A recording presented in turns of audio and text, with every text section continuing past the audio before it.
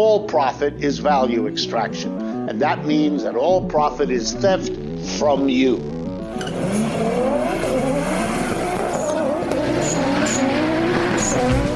Corporate America is on welfare, and we've got to get them off welfare.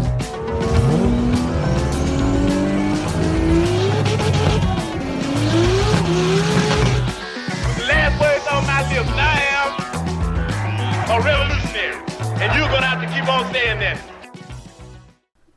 Yeah. All right. Who wants to open us up? I was gonna say, yeah, my brain's a little fried today. I can give it a shot. I think that sounds like it's Brandon's territory. Yeah, you were about to say you're going to do it, right? Is that what you're... Well, I mean, if it came down to me or Bryant, I was willing to, since apparently his brain is mushed. I'm Joe Biden today. Oh, buddy. Don't you need to go to the hospital. Like that. That's... You should drop better, like, self-confidence. You should drop out of the presidential race. I should stop getting facelifts. Bad hair plugs. All right, well, this is Cars and Comrades. We're recording with Dark Bryant today.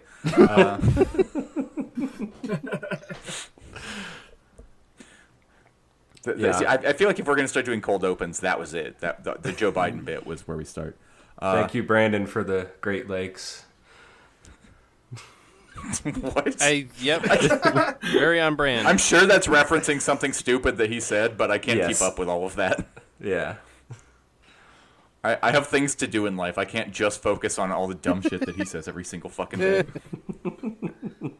How many dead presidents is he hanging out with that isn't money? Welcome to Cars and Comrades, your onlyest socialist communist car podcast.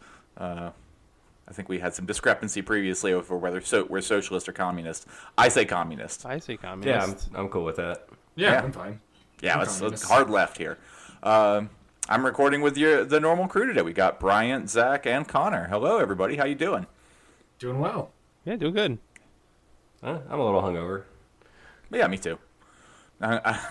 As stated off air, I hung out with everybody from the Intervention podcast last night, and I'm never not hungover the next day when I see them. Yeah. Shout out to Nick for being somehow able to make me drink 14 beers without trying. Oh, wow. Incredible. I think I'm exaggerating, but I might have actually drank 14 beers yesterday. I don't know. Yeah, I'm not in the same league, but... That's like the right amount of beer to drink, I think. 14 beers? That's a good amount. That's what I used to drink as a kid, and I can't do that anymore. I don't know how I ever did. No. I can have like 2 and maybe be okay. I was drinking all day. It was an endeavor. Okay. My new habit is that I haven't gone to work not hungover on a Monday this year. Nice. That's a good New Year's resolution. It was not. It was not a resolution. It's just what happened. Yeah.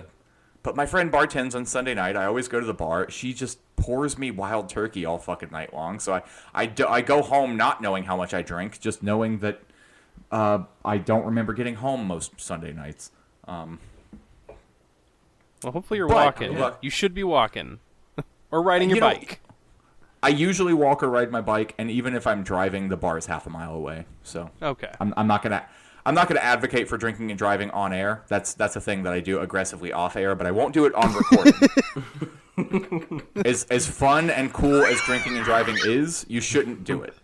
It's definitely it's bad. You could hurt someone. Even though there's a lot of things that are really fun that do involve risking other people, drinking and driving is a thing that you just shouldn't do, no matter how fun you think it is, which it is very fun. You know, I will say last night, I did the responsible thing. I stayed home and drank in my house, and I played the Beam and G video game. So I was like, you know, crashing cars and flipping them over and oh hell yeah, yeah, you were just doing the drunk driving scene. Exactly. Yeah. Yo, if you want, I will say, I didn't drink heavily last night because I was hanging out with them much further away from home than usual. So I did intentionally pace myself, and that's why I'm kind of frustrated that I'm hungover today, because it's just proof that I'm an old man that just can't hang anymore. Yeah. I'm definitely in that category. But this has been drunk updates. So should we move on to car project car updates and then we'll do some news updates, I guess, right? Who would like to go first? Because I've kind of done a lot since we last recorded. I've got exciting news that you guys are gonna hate me for, so I'm Oh, shit. I'm excited Well, to go first. I bet he I can. think I know what it is. None of my stuff's exciting. It's just a lot. So let's start with Zach. All right, I just sent you all a link in the group chat to the new truck that I just bought. Oh, shit! You guys are not gonna be proud of me. Oh no! Is it the one that you sent me earlier? It is. Oh, buddy. Yeah. Yeah, It's I mean, I told you my thoughts on that. Ford. It's another Ford, guys. I mean, I honestly don't even hate it at this point. I'm not going to respond positively to a Ford. That's fair. Yeah. That's fair. I don't like the price. And I mean, honestly, I don't know what the market is for trucks right now, but that might be a good deal. Like, it looks like it's in good shape. So, It looks like twice what I would pay for it. yeah. It No is- offense, just That's fair. The market for trucks, especially OBS Fords, is ridiculous right now. So for the listeners, I bought a 1997 Ford F-250 Super Duty. Or I guess it's called a Heavy before 99. that's But- cooler. Anyway, Yeah, it is. It's got the 7.3 Power Stroke diesel and that's good. crew cab, short bed, and it is in immaculate condition. Like Okay. one of Honestly, the cleanest. crew cab short bed is a really cool setup. Yeah. Yeah. I like the way it looks. I really do. It's so much money though. Like, and this is why I always hate any conversation about trucks. I'm like, they're too expensive, no matter what. Oh yeah, they're all too expensive. And then I see Like, that there's- the price that's crossed out. I'm like, get the fuck out. This person was like smoking some drugs that I would like to try for that kind of Yeah, money. for sure. I know For that. sure. Right? Yeah, he was on the good shit for sure. But I did end up paying the price that you see there for it, which is, for the listener, $15,000. Yeah, they would. Well, for the record, 20,000 is crossed out. I'm like, get the fuck Yeah. out. Y'all are crazy with Yeah. that shit. That is nutty. It's a 97 American car. Please. Yep, it is an old American vehicle. It is not worth $20,000 for sure. I think personally that it is worth 15, I could see it. especially in the current market and the condition that it's in. And with a diesel, that's, you know. And with the diesel, those are very, very long-lasting trucks. I will make a distinction between what I would be willing to pay versus what it's worth. Yeah, that's might, true. It might be worth Right. that. I would never pay that. Yeah. Yeah, totally fair. I see where you're coming from on that. That's for sure. a third of what I paid for my house. Well, you got the most ridiculous deal on a house I've ever heard. So. Yeah. Yeah. No, I overpaid in Pittsburgh given the era. Okay, there's a lot to dig into there. That's crazy. Yeah. Yeah, I can't that's- even I'm like, begin to that's imagine. 10 or 15 years ago, buying a rundown house in Pittsburgh might set you back between 7 and 15,000. Well, Man. goddamn. Anyone got a time machine? Yeah, right? Yeah, right? I mean, I missed the good deals, so I just got like a decent deal. Like everyone at the time told me I overpaid, and then 10 years later they're like, "Damn, you scored." So, not relevant. Just yeah, I don't like paying for things. I'm cheap. Do these is that a turbo diesel or just NA? Yeah, it's a turbo diesel. Okay. Yeah. It makes a lot of power. It could tow a house. 210 horsepower and 425 pound-feet. Yep. So that's comparable to the 455 that I'm building. Yeah. Which will be in a Cutlass, right? Yeah. Yeah, you could tow a house with the Cutlass. That's fucking awesome. I mean, like I've read many accounts of people using the 455 from Olds in what would later become diesel applications, but like before a diesel was as readily available, they threw 455s in like fucking like shrimp trawlers and stuff. Hell Okay. yeah. Hell yeah, that's rad as fuck. But yeah, I actually feel like I've heard good things about the 7.3. Is that I'm pretty sure I have to. Yeah, they're a really good motor. like, despite being a Ford, they have their own quirks. I will definitely replace a transmission probably multiple times before I replace a motor in this. That does sound like your luck with Fords, yes. Yeah. Yep. Yeah, that's the truth. I've actually worked on a 7.3. Yeah, how was it? Well, I live in Pittsburgh, so it was awful. Oh, okay. Everything was seized up and rusted together. All right, so no fault of the 7.3. Just No, it was specifically because of where I live. Yeah. Yeah, I gotta say though, this truck is like the cleanest 1997 vehicle I have ever seen. I think. I mean, there are obviously cleaner older vehicles like hot rods and stuff. People that really put a lot of time and money into those type of cars, but just for a regular ass vehicle from the 90s, this thing is immaculate. I mean, there is like a tiny spot on one of the seats where it's starting to get a little threadbare, and that's it for the interior. Everything else is in perfect condition. All the plastics are good. The dash isn't cracked, which is crazy. Yeah, uncracked dash. I just assumed dashes came cracked. I know. It definitely seems like it, but no. It is immaculate. There are two, the guy I bought it from pointed out two small dents in the exterior to me that, like, I challenge anyone to find on their own. Genuinely. I think that if you could find them both in under 15 minutes, I'd give you $20 because they're microscopic. And I obviously went through it with a fine-tooth comb, checked out underneath the truck. It's got all new suspension all the way around, all new front end, new alternator, a new power steering pump. Everything is just so clean. Not a drop of oil on anything. It's got 167,000 miles, which sounds a little high, but honestly, for a diesel is like nothing. It is definitely well worth what I paid, in my opinion. And I'm excited for it, despite it being a Ford. Yeah, I mean, given the struggles you've had acquiring a truck for like the duration of our show, I'm happy for you. Congratulations. Thanks, man. I appreciate it. I know everything I say either is or sounds sarcastic, but genuinely, if I am happy that you found yourself a good condition truck, like that rules. Yeah, definitely. Yeah, and compared to everything else that I was seeing, like more modern Tacomas and Tundras and things like that, this is $5,000 less than anything I could get. I get how good of a truck the Tacoma is supposed to be, but like it has recently been brought to my attention what people ask for them, and I don't get it. Yeah, me neither. If it lasts 30% longer, that doesn't mean you get to charge 60% more. Yeah. Like, Yeah, exactly. Which They're I good made those. trucks. Oh, I don't doubt it. They're good trucks, but like people don't want to talk about their faults. Everyone wants to talk about how fucking amazing it is. It is underpowered and gets horrible gas mileage. I don't think people talk about that enough. A V6 Tacoma gets like average like 18 miles to the gallon or something. Yeah, they were bad. Them and the 4Runners, not good. Fucking dog shit gas mileage. And you cannot tow anything with a Tacoma. Like, good luck towing anything. It is so underpowered. Because you said that, I need to tell a quick dumb story. I buy a lot of old magazines. I just think they're cool and interesting. And I buy a lot of old, like, Hot Rod, Carcraft, any sort of thing like that I can find.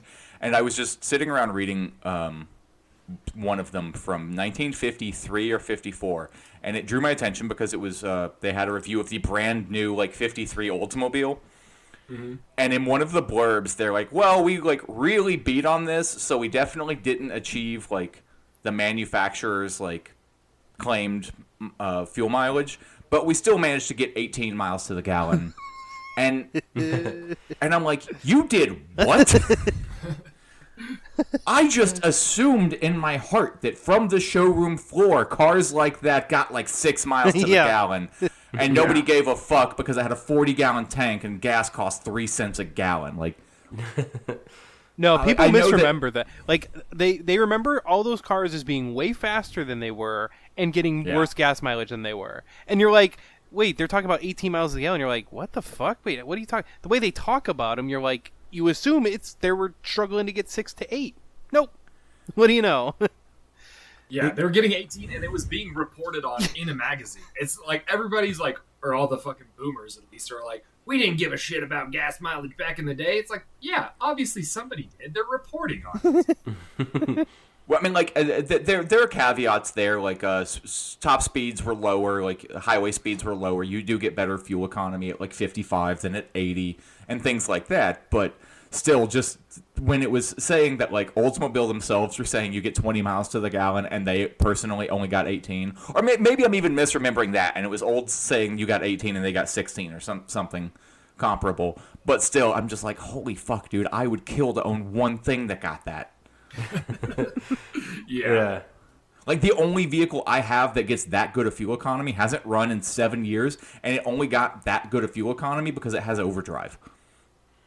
Yeah. Yeah, so that was my side tangent. Any other news to report, Zach? Yes, actually.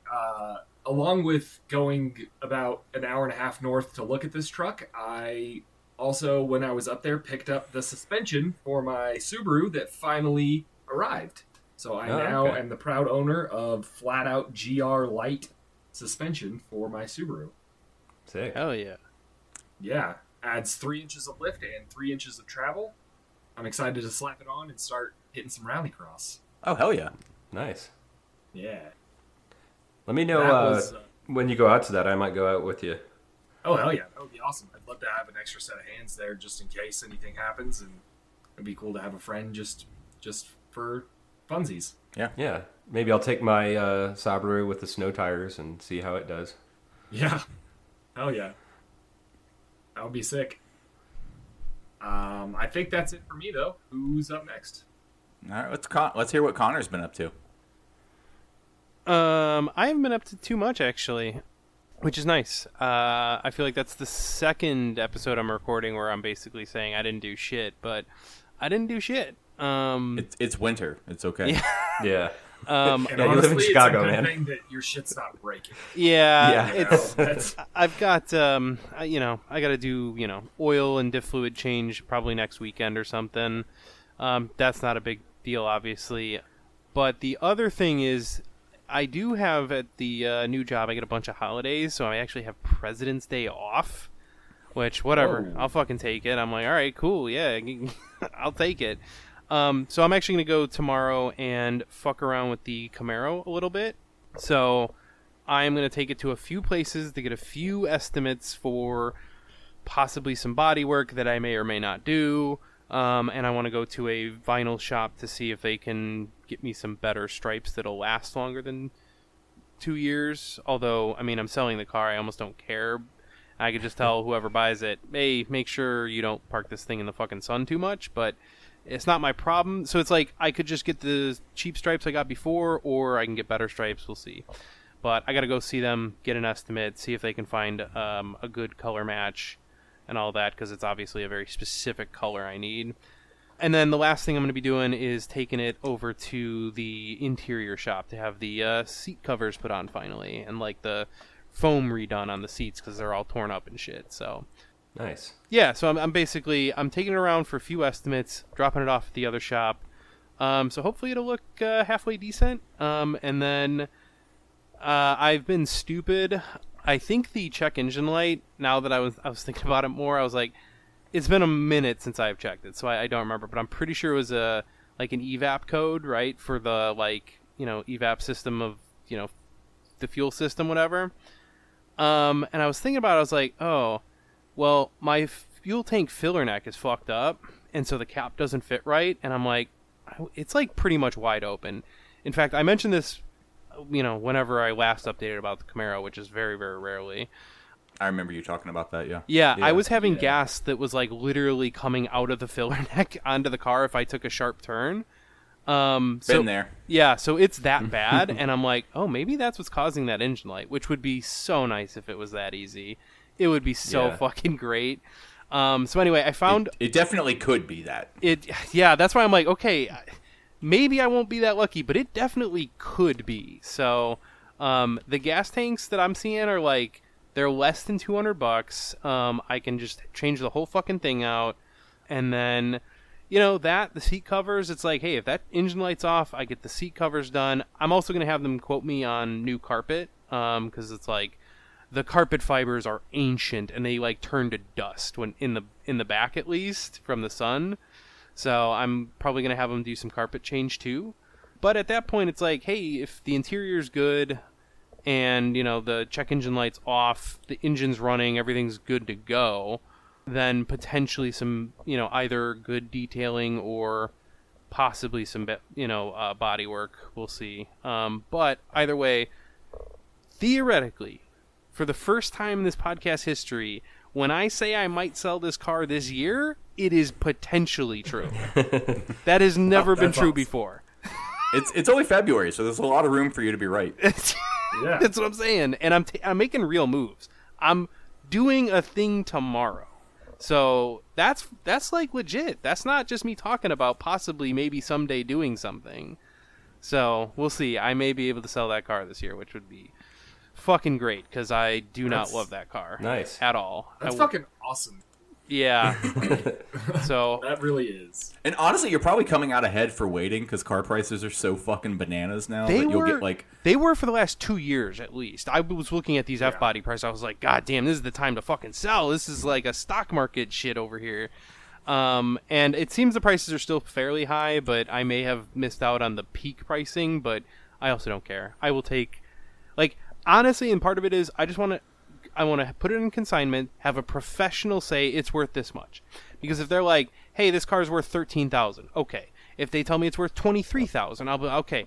I could believe either number. I have no idea. I'm an idiot, and I just don't want the car anymore. I really am like, just sell it for whatever people will pay for it, and I need to not have this car anymore. It's a piece of shit. I want someone else to have this piece of shit and worry about it then.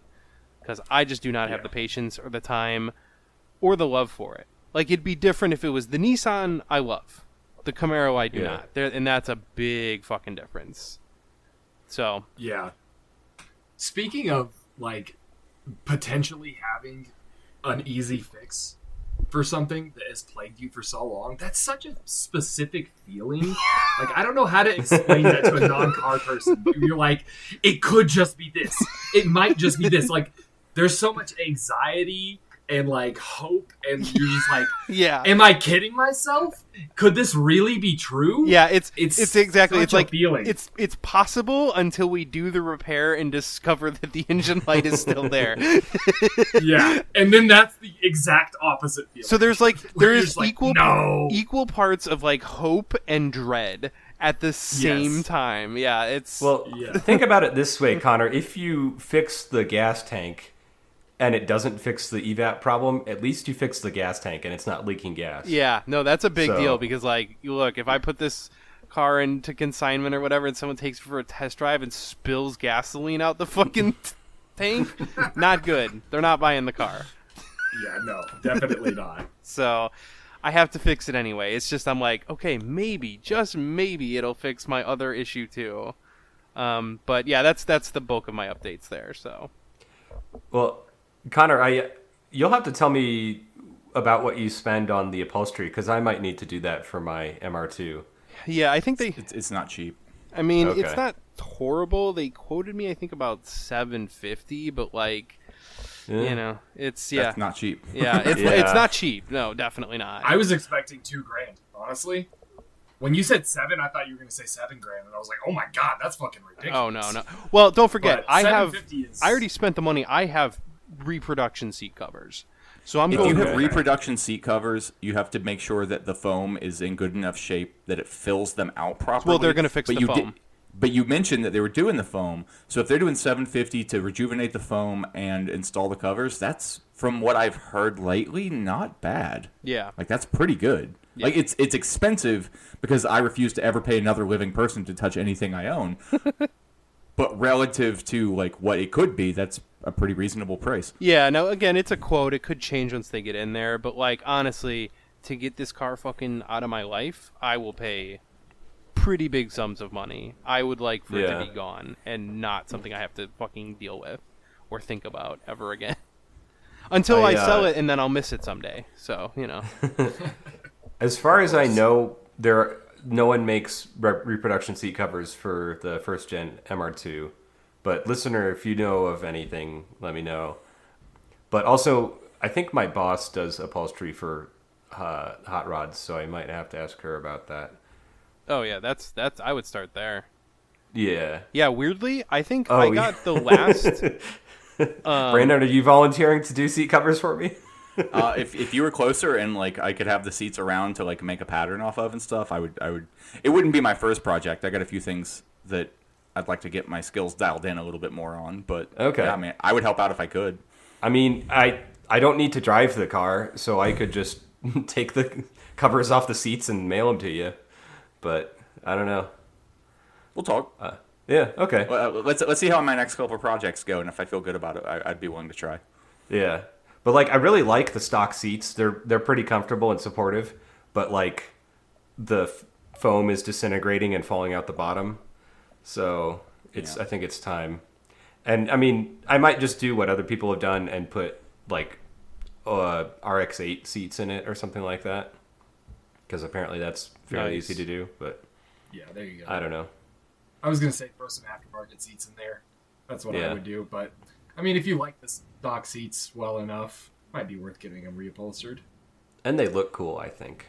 I mean, There that's you go. half the That's- reason why I own that car, because I think it looks cool. That's the most important reason to do anything with a car. Yeah. Because it looks cool. Also, because he's my buddy and a listener, Sewer Rat Upholstery. You know, we do have a Okay. listener who does upholstery. Oh, maybe I'll talk to them. Yeah. Hell yeah.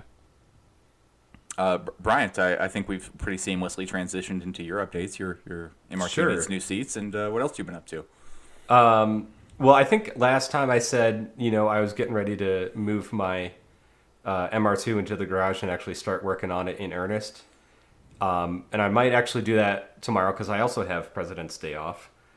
And You lucky sons of bitches. well, I mean, I also don't get Martin Luther King Day off, so my employer is just racist, I guess. Oh, But that's unfortunate. I think I get President's Day off by virtue of the fact that I'm just not going to go to work tomorrow.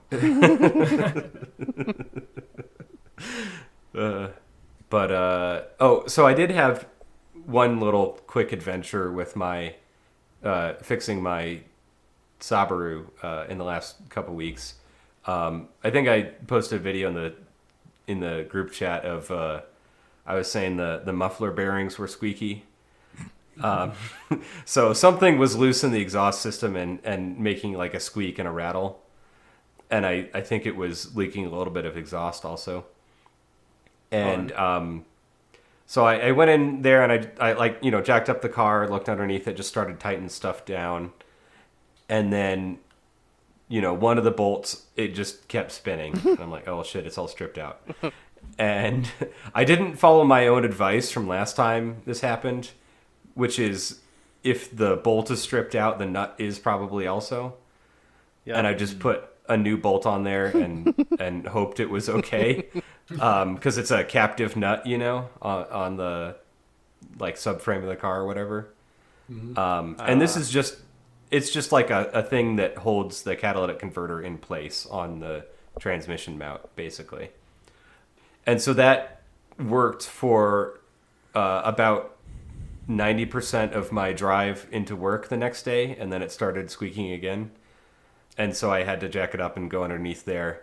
And this time, threw away the bolts, drilled out the captive nut, put a washer in between everything, and a new bolt and nut on both sides. So tightened it down, tightened up all the other joints that worked their way loose, and now it doesn't squeak. The cheapest and easiest solution to that issue is to just grab and twist the knob that says volume on your stereo to the right. And ignore that shit. And and then you sleep a whole lot better as the carbon monoxide gets into the cabin. Exactly. Yeah, win-win. It's like free drugs, basically. That's my Makes favorite your flavor. makes your brain go all loopy. It's awesome. I do find that I am more willing to engage in risky car behavior after some exhaust fumes have gotten into the cab. So like it can make you a better driver. Oh yeah. Yeah. Yeah, I feel the same way about alcohol, which you should never drink and drive. Yeah. Also, I mean, I think I talked about this on the podcast, but like, I think, gosh, it might be like 2 years ago. Last time I had to get this car emissions tested. I didn't put I had to take out the catalytic converter, the high flow one that I've got on there, and put on the stock one to get it to pass emissions. And I didn't bother to get new gaskets, because I'm like, I'm just putting it in there for, a couple days or something.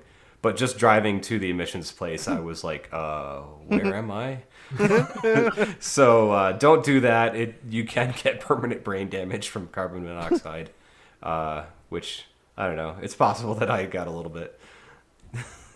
But yeah, that's all good. And I think also some of the knock readings that I was getting were from the rattling exhaust.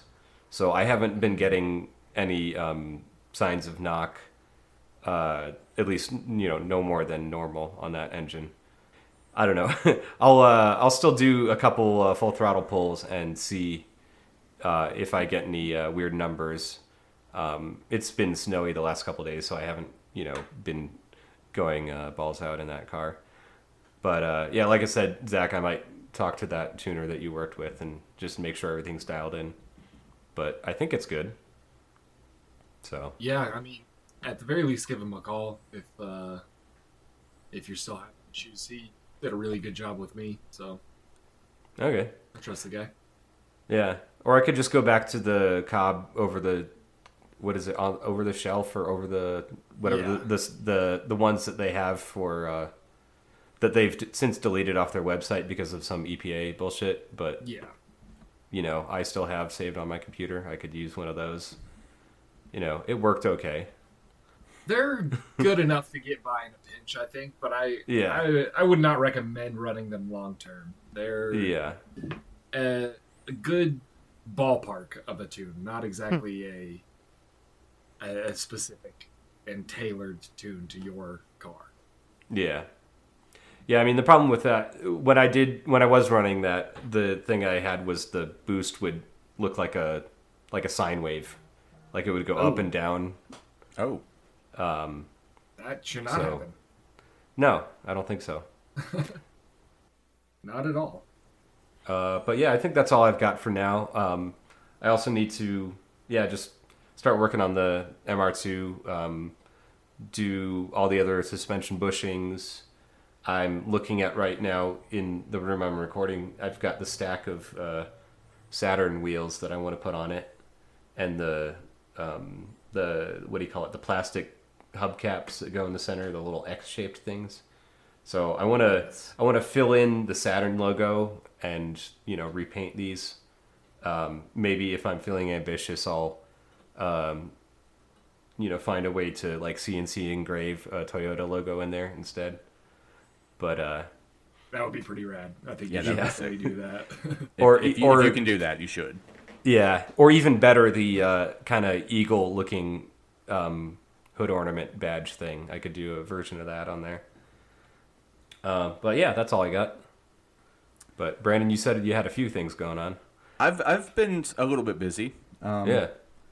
I had a buddy he's been storing his van at my shop for the last little bit because he lost his license for some really silly stuff that had to do with like fucking up a title transfer. Oof. Yeah, and he's just not responsible enough to give a shit, so he just didn't have a license for years. Finally got that sorted out and was just like, hey, let's fix my van. His van is parked right next to my old Chevy that I haven't driven in about a year. So I was just like, hell yeah, we'll make a whole day of it. So we managed to get his van up and running in about an hour. Nice. For having not run in, again, over a year. Pretty good. It just needed, air in one tire, fluids topped off. His transmission seems to dump all of its transmission fluid out in less than a year. I don't know. Like, I've noticed that like transmissions like of that era seem to they won't leak if you're driving them regularly, and I'm wondering if like a gasket's just drying out and cracking and except that it's not going to dry out if it's somewhere that fluid can leak out of. So I don't really know, but it does seem like if it's running. There's logic to that. I mean, it could just be like a thermal expansion thing, like maybe the hot fluid soaks in better and keeps it like more plastic. I don't know. I know that personally, if my Chevy sits for a while, I got to top off the transmission fluid before I drive it. If I drive it every day, I don't have to top off the transmission fluid more than every couple of years. I mean, every car I've owned has leaked some fluid or another. Like my Subaru has little drips of transmission fluid coming out the bottom of it.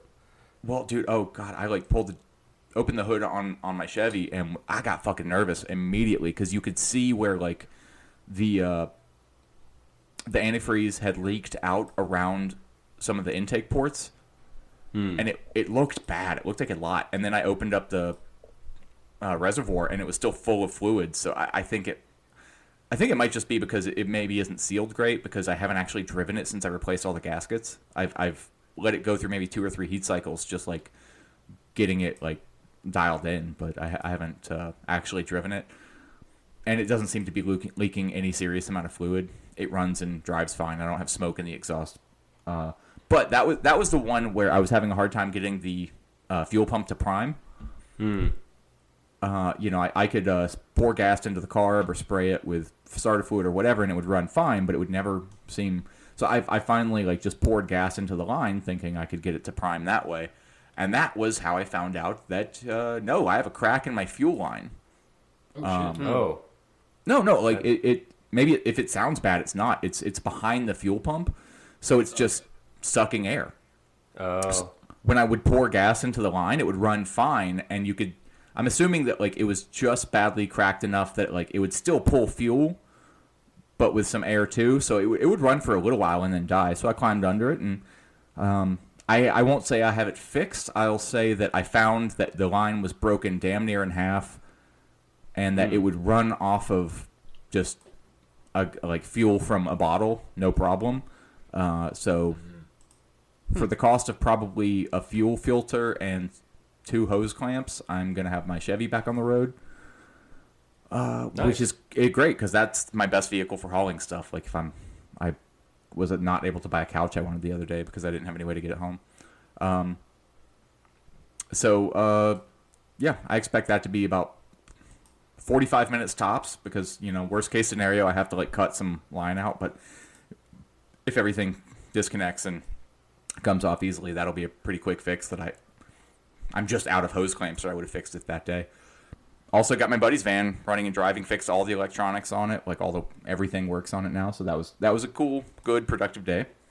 My Ford, which I have made numerous claims about having the carburetor fixed on, I still kind of stand by it, but like let's remember that this is the same carburetor that had been on fire, and then it lived on my porch for like 6 months or a year.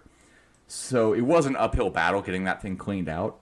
I lost some of the hardware, and I guess it was just specific enough that like I found a website that specialized in that sort of carburetor hardware and put everything in my shopping cart because I lost my fucking everything for the choke too.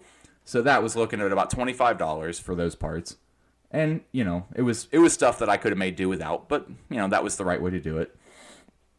I was just having like a myriad of small insignificant problems. Then one of the screws to the base of the carburetor, not the screw, but like the actual thread in the body of the carb stripped out.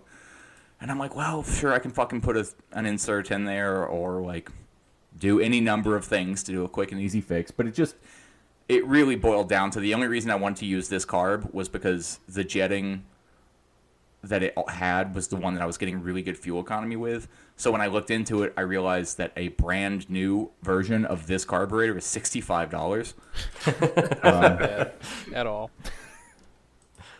So I have a brand new carb sitting on my kitchen table ready to go on it. The only reason I haven't put it on yet is I'm going to take it apart before I run it because I am, if it doesn't have the identical jets and like needles for the I don't know what the shit's called, but it uses like a needle jet to feed like the metering rod. That's the word I was looking for. It uses a metering rod, so I'm going to make sure that the jets and metering rods are the same as the original carburetor that was on it, and if they're not, I'll swap those out.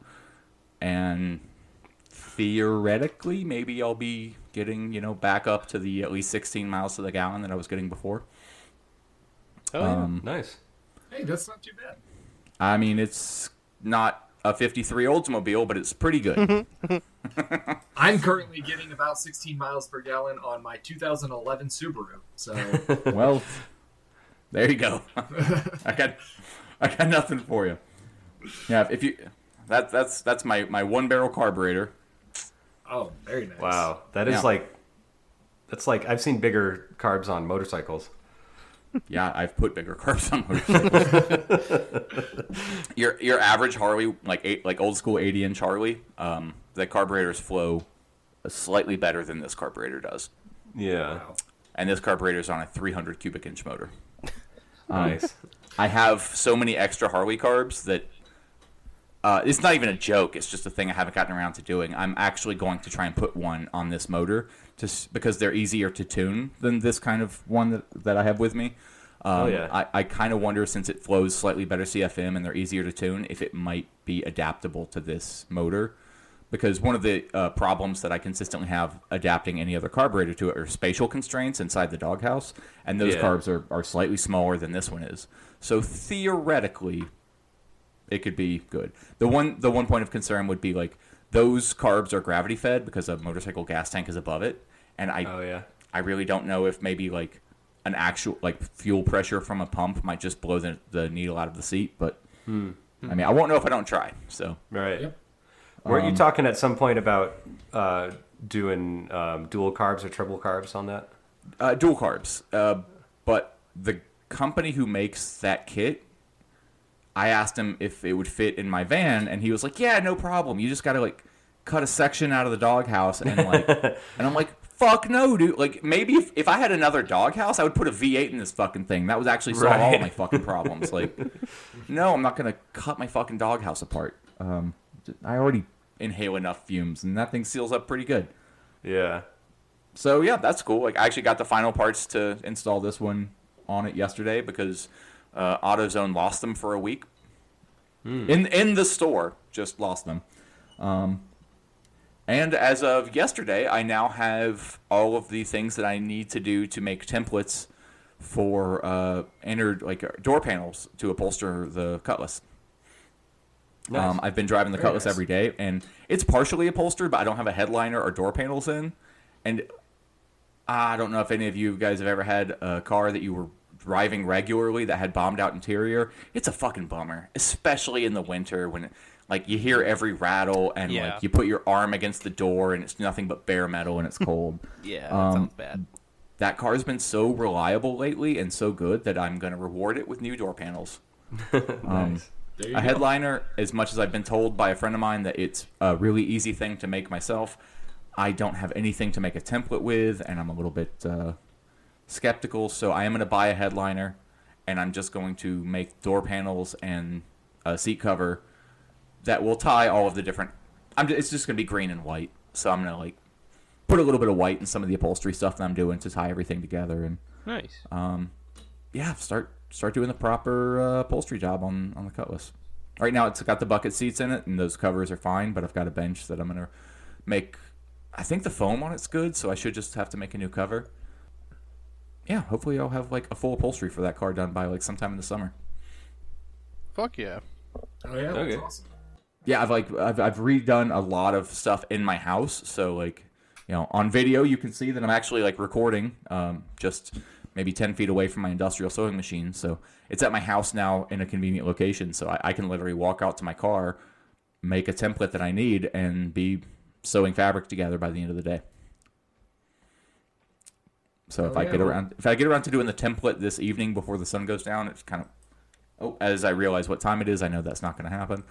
Sometime in the next day or two, I'll make a template for it, and then that's something that I can work on anytime I have free time. And yeah, very, very pumped about that car. I'm also realizing that the motor isn't as bad as I kind of always gave it credit for. It's just my transmission is fucked. If I put like a decent transmission in that, I'll be happy enough with the motor that I'll still be eager to get the 455 in it, but like, you know, it won't be like tripping over myself to get it in. I'm realizing that all of the problems that really make that car not as fun to drive are suspension and transmission related. So probably like when I'm ready to do the front suspension, I'll pull the motor, just to make doing all the suspension work a cakewalk. Do all the suspension work, throw the motor in, call it a day. Yeah, there you go. Hell, by the end of the year, that car might actually be worth something. There you go. I mean, I've been looking around at prices for a decent condition Cutlass in that year, and I was shocked. Apparently, all cars that are even halfway cool are worth a fortune now. Yep. What year is it again? 67. Oh yeah, anything from the '60s is gonna get a high price. Well, I've found some clapped out ones for roughly what I paid for mine, but they were in worse condition than mine was when I got it. Mm-hmm. But even like good driver, like decent paint, decent interior, but not like mint. It was 15 to 20,000 for the car. Yeah. Which now that you've paid $15,000 for a '90s truck, I'm like, well, shit. Maybe like 20,000 for my piece of shit car kind of seemed insane. But now that like I'm seeing what other things are worth, I'm like, well, shit. Like maybe my car is worth something if I fix it up. I don't want to sell it, but like it's kind of cool knowing that you're driving something expensive and still just fucking beating it. Oh yeah. I just saw this one on Bring a Trailer that's like a full-on resto mod with an LS7, and it went for $90,000. Jesus. That doesn't surprise me. I have a friend who follows the aftermarket pretty closely, like Meekums and like all the auctions stuff. And he's a Mopar guy, but he was telling me that like something with an original like OEM 426 Hemi car, it might not even be going for the same amount that like Gen 3 Hemi like resto mod is going for right now. Yeah. Wow. Yeah, I'm not really plugged into the classic car, muscle car kind of market, but yeah, I mean, no one our age really is. Well, I mean, like it's not what a lot of us are into. I mean, like me, obviously, yes, but I don't have a lot of friends who are into it. But partially because, like, our fucking demographic is priced out. Yeah. I got my Cutlass for $4,500 a bunch of years ago, so at no point have I ever like felt buried by it. But like, if I were to go try and buy that car in the condition that it was in when I bought it right now, I couldn't fucking afford that. Yeah, no, I definitely see that. I feel bad for like Gen Z. Well, a lot of Gen Z doesn't even want to fucking drive, which good for them. yeah. They're correct there, but yeah, it is getting very. It's always been an expensive hobby, but it seems a lot worse now. When I had like a real boomer motherfucker with a 7-second truck talk to me one time, and this was a few years ago. This was before prices really went as crazy as they eventually did. He was reasonable enough and grounded enough to say, I could never build this truck if I had to start from scratch now. He was like, the machine work back in the 80s and even the early 90s when I started building this truck was way more affordable. The parts were like all out of a junkyard, but he's put some nice stuff on it over the years. He's had the truck for something like 40 years, but even he said like if he had to like just start from scratch, it would be an unattainable thing for him. Yeah. So yeah, every now and then you meet a boomer who's grounded enough to recognize that we're all fucked. Yeah. They're few and far between, but yeah. I mean, the dude does well. He's an experienced carpenter, and I think maybe he does his own like contracting thing now. But like, you can do fine doing that, but he's not making a fortune. So right, yeah, yeah. There's one with a 455 big block. Is that what you got? I have a 403 in mind right now, but a 455 that I have put together for it. Yeah, for 28,000. So yeah, decent money. Yeah, my paint's pretty fucked, and there's one rot spot on the fender, which I have replacement fenders. I'm actually just gonna try and patch that fender since it's only one spot. But yeah, I mean, I have the everything that I need to get that car to where I would like it to be, except a handful of tools that I can buy. Like, I'll have to buy stuff to paint it when I'm ready to do that. But yeah, are you actually thinking about selling it, or you think you'll keep it for a good while? Oh no, I can't. My plan is to. Mental health aside, a lot of my life is going pretty smoothly lately. So if I can get everything running consistently, my goal with the Cutlass for as long as I've had it is to start doing like basically pick one project for it a year, be it front suspension, engine, whatever, and just do that. And there'll probably be a couple this year because I've been buying parts, and there's a couple of things that need done, so I'm just going to, like, splurge. Like, my front suspension is pretty bombed out, so I'm going to just shell out the money for a nicer front suspension and go ahead and do it. But, no, I want to, like, you know, eventually down the line, maybe I'll put, like, a whole new frame in it that'll be something nicer. I do want to run the 455 for a while, but I could LS swap it eventually. No, I would like to just keep having it be, like, an ongoing project that I'm always playing with. Yeah. Yeah, that's kind of where I'm at with, you know, my MR2. Might put coilovers on it. Might make it like a track car, but now it's just a nice commuter. True or not, I don't know, but the story that I always heard about the motorcycle builder, Arlen Ness, was that he was really poor when he was younger, and so, like, his first 2 or 3 show bikes were actually all the same drivetrain, and he just kept building and painting and upholstering new, like, frames and just doing whatever he could with the parts that he had, and so he just kept tearing it apart and rebuilding it. And I love that, man. It's just if what you like doing is making stuff, then why sink all that money into it, man? If you've got 80% of what you need and the skills to make the other 20%, just have fun with it. Right. So yeah, I'll do my upholstery, and you know, my upholstery is gonna look like shit to me in a couple of years when I've done more and gotten a little bit better. So I'll revisit it and do something nicer, and you know, hopefully eventually it'll just, I don't know, be exactly what I want it to be, or maybe it'll just be a project forever that I have fun with. Because as it has been pointed out by many people, that I probably enjoy working on things more than I enjoy driving. Yeah. Which is, you know, not across the board true, but I do enjoy working on stuff quite a bit. Yeah. So yeah, that's me. I kind of drew that out more than it needed to be, but I have gotten a fair amount done. Hell yeah. So today we are just doing a news episode. Gonna get everybody up to speed on all the super cool stuff that's happening in the world. Well, before that, Zach, you got to leave here pretty soon, right? Yeah, I think I gotta head out, guys. It was good chatting with you. Zach, are you Sorry, still I can't... Or you're muted. Oh, I muted myself. Sorry, I was talking into a muted mic, not realize I muted myself. I was just chatting away. No, it was good talking with you guys. Sorry I don't get to stick around for the news episode, but I'm gonna go get a tattoo. So nice, sweet. I will talk to you guys later. Have a good one. Getting a job after that. Yeah, fuck having a job. I want tattoos. I'm realizing that joke is not going to land if anybody is listening. I have my face heavily tattooed. So. Yep. Well, I'm not getting a face one, not yet, but we'll see if I get fired over it. If I do, fuck them. I mean, what kind of tattoo are you getting? Nothing that I'll get fired over. Okay.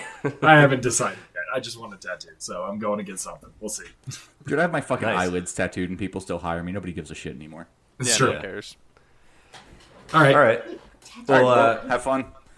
Will do. Yeah. All right. Cool. Peace, fellas.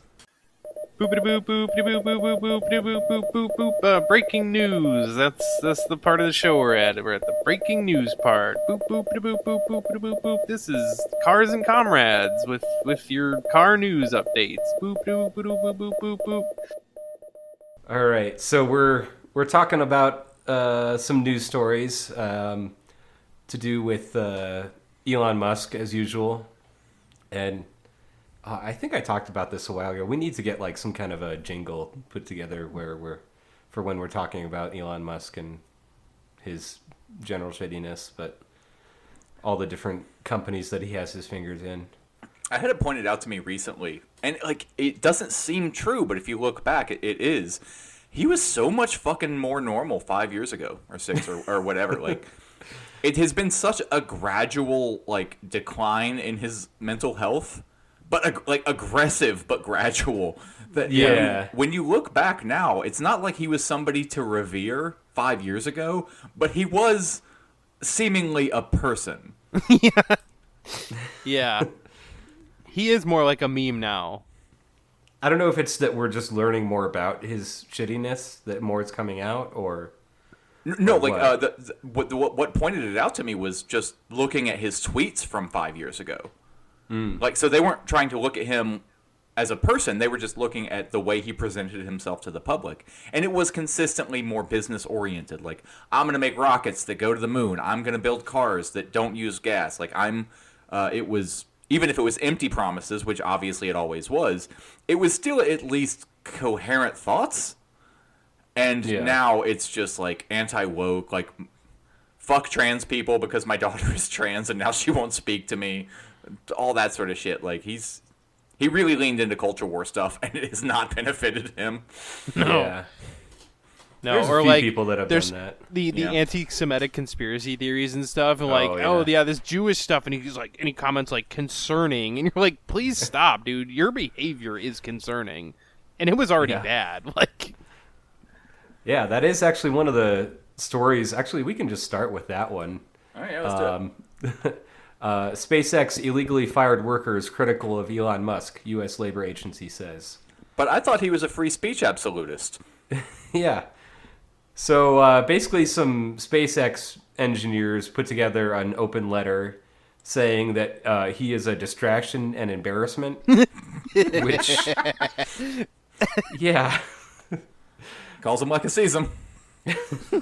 And so they got fired, and now there's the NLRB involved with this case. I feel like to some extent, like, I think there's like laws about like how you have to conduct yourself and like be accountable to shareholders in a publicly traded company. Like, I think they're doing their fiduciary responsibility to some extent. You're like, yo, this guy's a madman.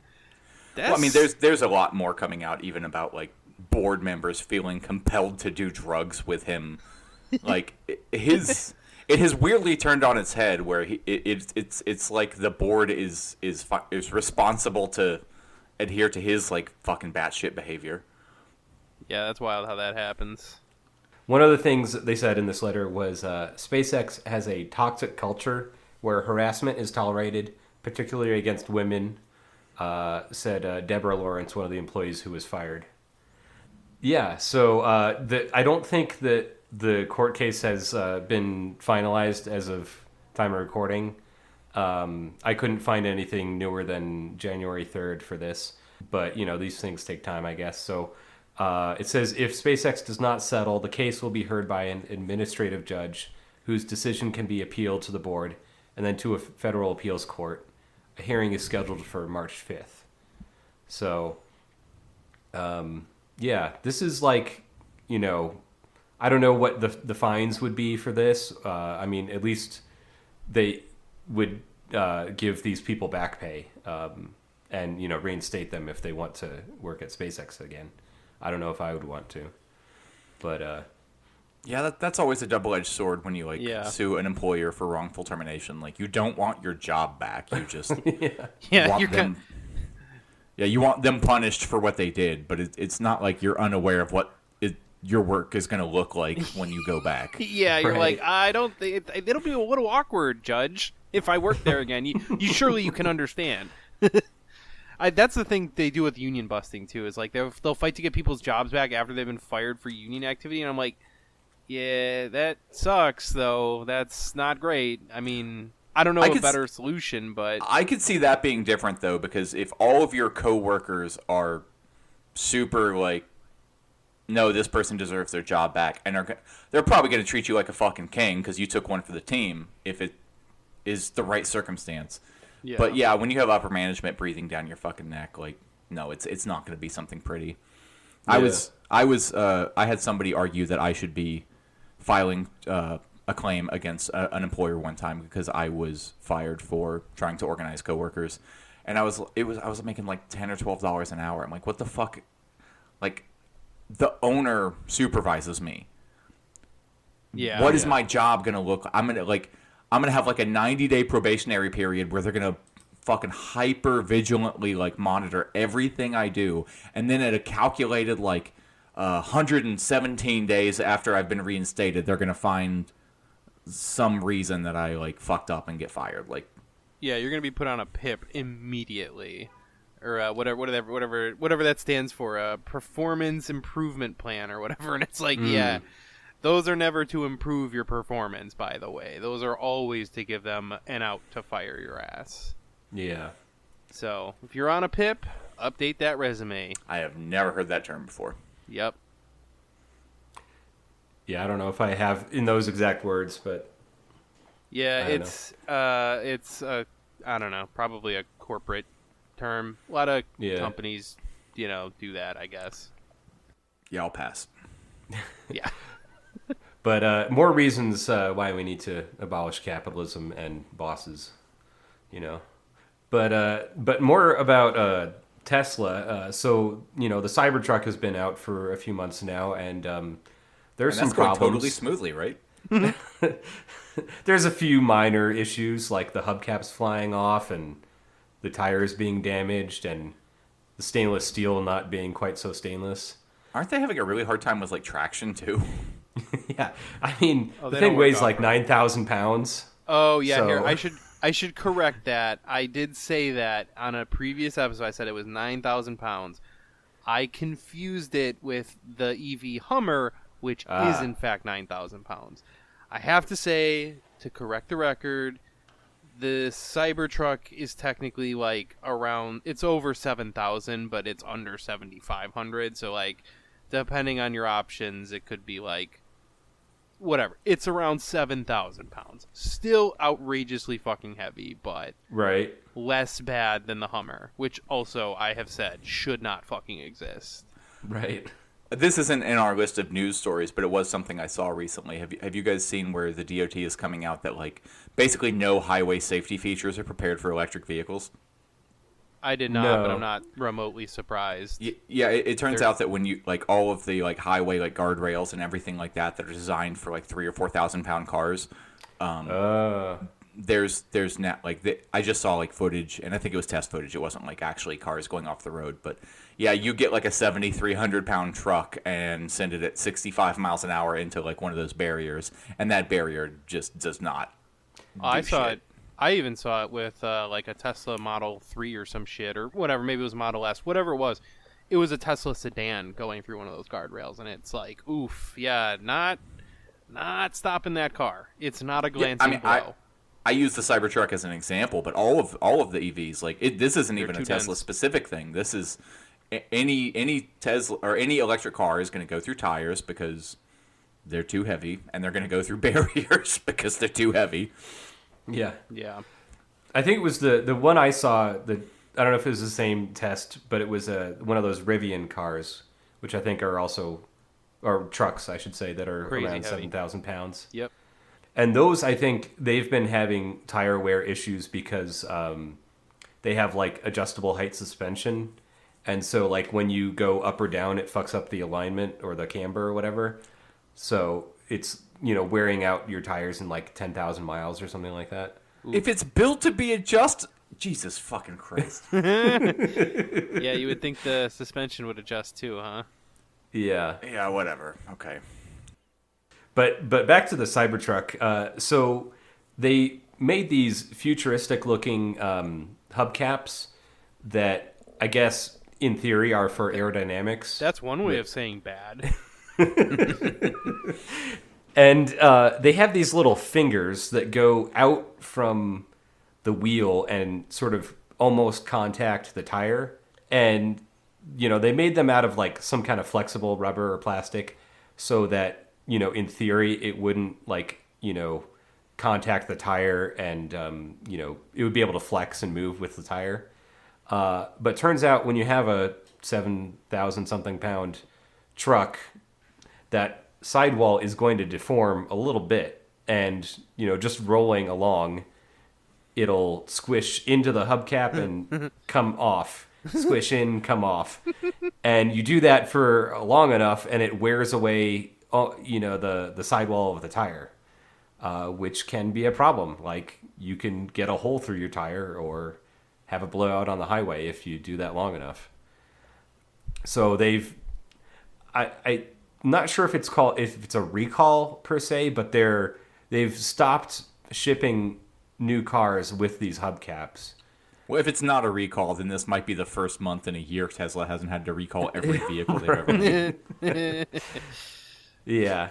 So according to some Tesla fanboy in this video, they are, working on a replacement for this, and I'm sure it'll be even better. But there's also a video of a Cybertruck hubcap flying off and on the freeway. So very cool. Yeah, I mean, that's it always fine. gets Tesla me. hubcaps are Hamas. Gotta get rid of it. It did go off like a rocket, But yeah, like I guess a lot of EVs will have alloy wheels, but then hubcaps for aero. Like Priuses are like that. I'm sure other ones too. And it never really made a whole lot of sense to me, but I don't know. I mean, like the Honda Insight and the was it the Insight or the Civic Hybrid? They had alloy wheels that were, mostly like a flat, almost like a moon disc kind of design, but it's like a one-piece alloy wheel. So Yeah. I don't know why they can't just do that, but there's probably some reason. Yeah, I don't know. But then the other thing I mentioned earlier, the stainless steel is actually corroding on these. And this article I have goes into some detail on, like, they don't know exactly the alloy of stainless they I were was using, just going but- to ask, I'm like, did they use like 304 stainless? Because that would be my first guess, which, here's the thing. If you are using that much stainless on a vehicle, I would think it's probably 304. Because 316 is more expensive. And again, this just seems like part of the reason you don't use a stainless steel on fucking car is because regular steel costs whatever it does per pound versus stainless is like, I don't know, 5, 10, 20 times more expensive. I'm not sure the actual difference. And that's just in like raw cost. It is Yeah. infinitely harder to work with. Yeah. Okay, yeah, that too. So it's like, I'm guessing this is 304 stainless, especially if it's rusting. 316 usually holds up a bit better, but it is, considerably more expensive to go with that. And that is a lot of steel to put on a, fucking car. So Yeah, I really like... I don't know what they did use. I would have a hard time thinking they went with 316. That would be pretty serious overkill. Especially for something that, like, under the right conditions. Like, I don't remember. I have a tendency to make things but not really know how the metal behaves once it leaves the shop.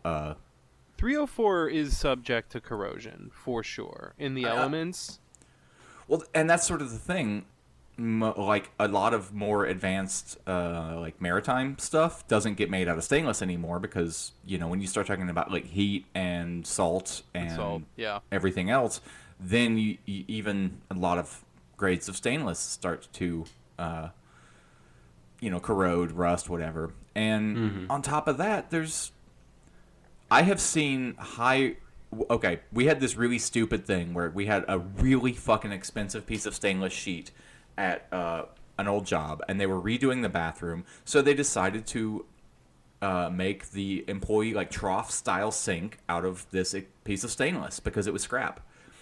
Not in and of itself a bad idea, but all of the stuff that they used to finish it, like the grinding wheels, wire wheels, anything that they used to dress welds, impregnated the metal with, like, particulate and foreign... And so, like, the whole piece of stainless that is a high grade, like I think it was maybe a food grade stainless, or at least close to, fucking rusted like shit. Yeah. What's the process you use to get rid of that? It's like not pickling. Are you talking about, like, what, passivation or something? Passivation, yeah. It'll get rid of any iron on the surface, and so you'll have, like, nickel and chromium basically only on the surface, and that can have more of a stable oxide layer that won't corrode. But This might be the 30 seconds of our show where we sounded the absolute smartest. Yeah, it's like, turns out all three of us know a little tiny bit about material science, enough to be dangerous at least. All right, this is it. This is our final recording. Going out on a high note. Yeah.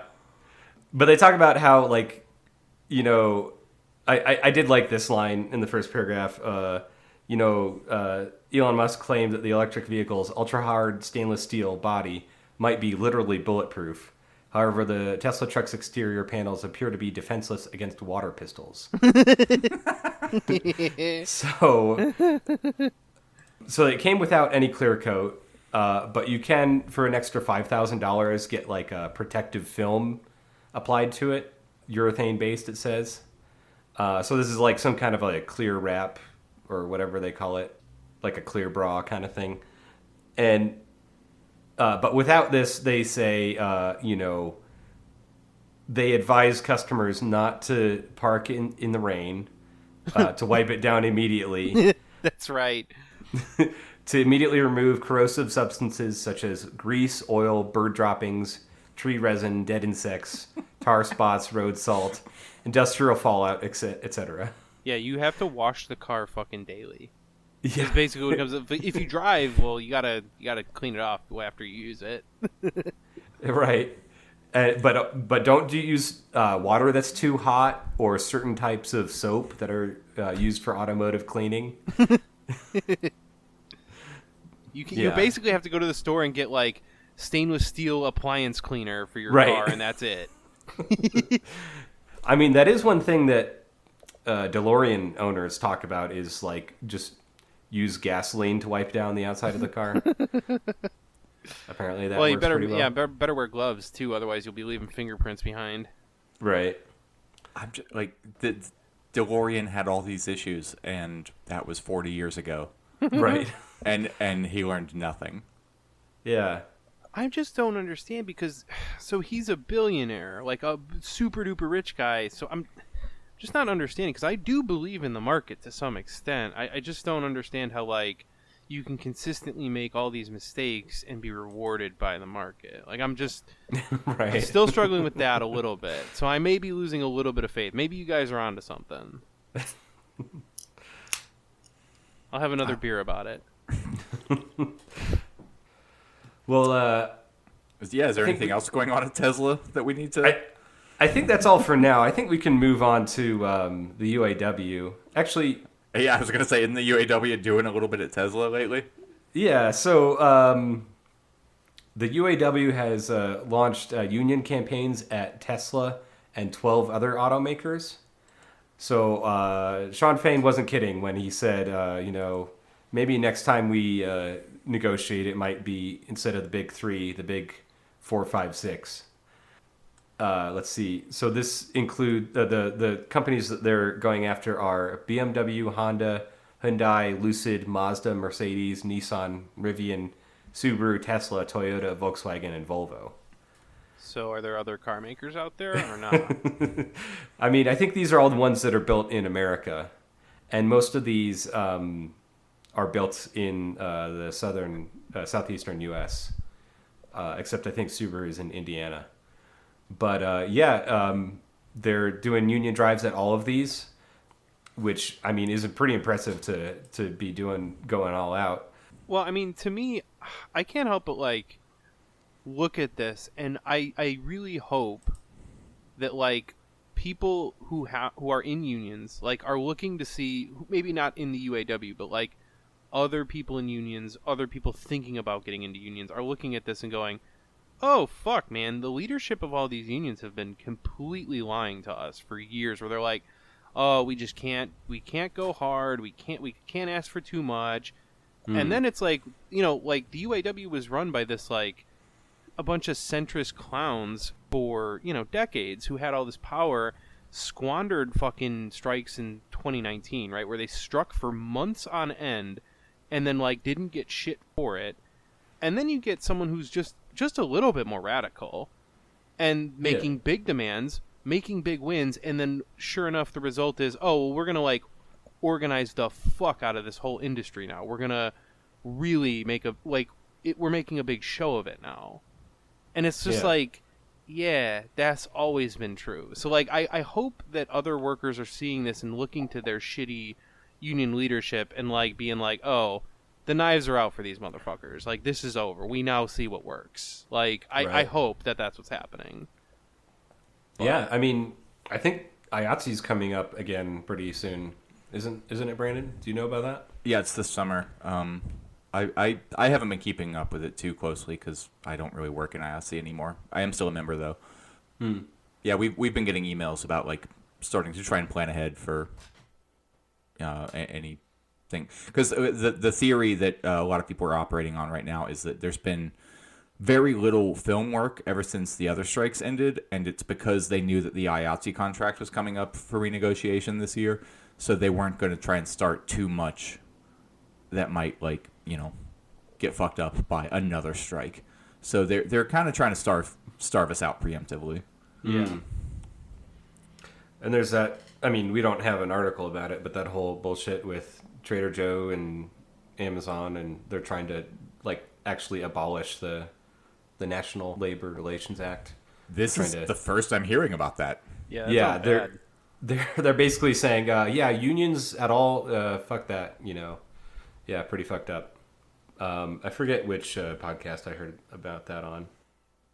So are they trying to push us towards a Swedish model where, like, there's no labor law at all? I think it's more like the 1900 labor law environment is what they're going for. Which, look, as bad as that would be, it could bring us back to a time when unions were a little bit less codified in law and maybe were a little more fought a little bit differently is all. Like, maybe like a little bit of accelerationism just for good measure. Yeah. Not always the best position, but... I'm generally not an accelerationist, but, I think that there are times when that is a strategy. Not a strategy. I think it's a sort of a thing that just happens. Right. Fair enough. It has a little bit more in this article about the strategy that Sean Fain had for negotiations, but we already talked about that in a couple episodes ago. But one stat I thought was interesting is that the UAW peaked in 1979 with 1.5 million members. Right now, it's roughly 383,000 people. Oh, wow. So they've really declined as, even more than the American car industry has declined since the 70s, I would say. But, the thing is, all these, Japanese companies, and Hyundai also, started making moving plants to the American South where local politicians are more shitty. Less union friendly. I guess I'll say shitty, that's a good way of saying it. I forget which I think it was I forget which state it was, but one of the governors of those states, I think it was Volkswagen, was willing to recognize the union in the previous drive that they had, and then the governor's like, "No, the fuck you aren't. I don't want any unions in my state. Fuck you. Kill this union ASAP." I don't know.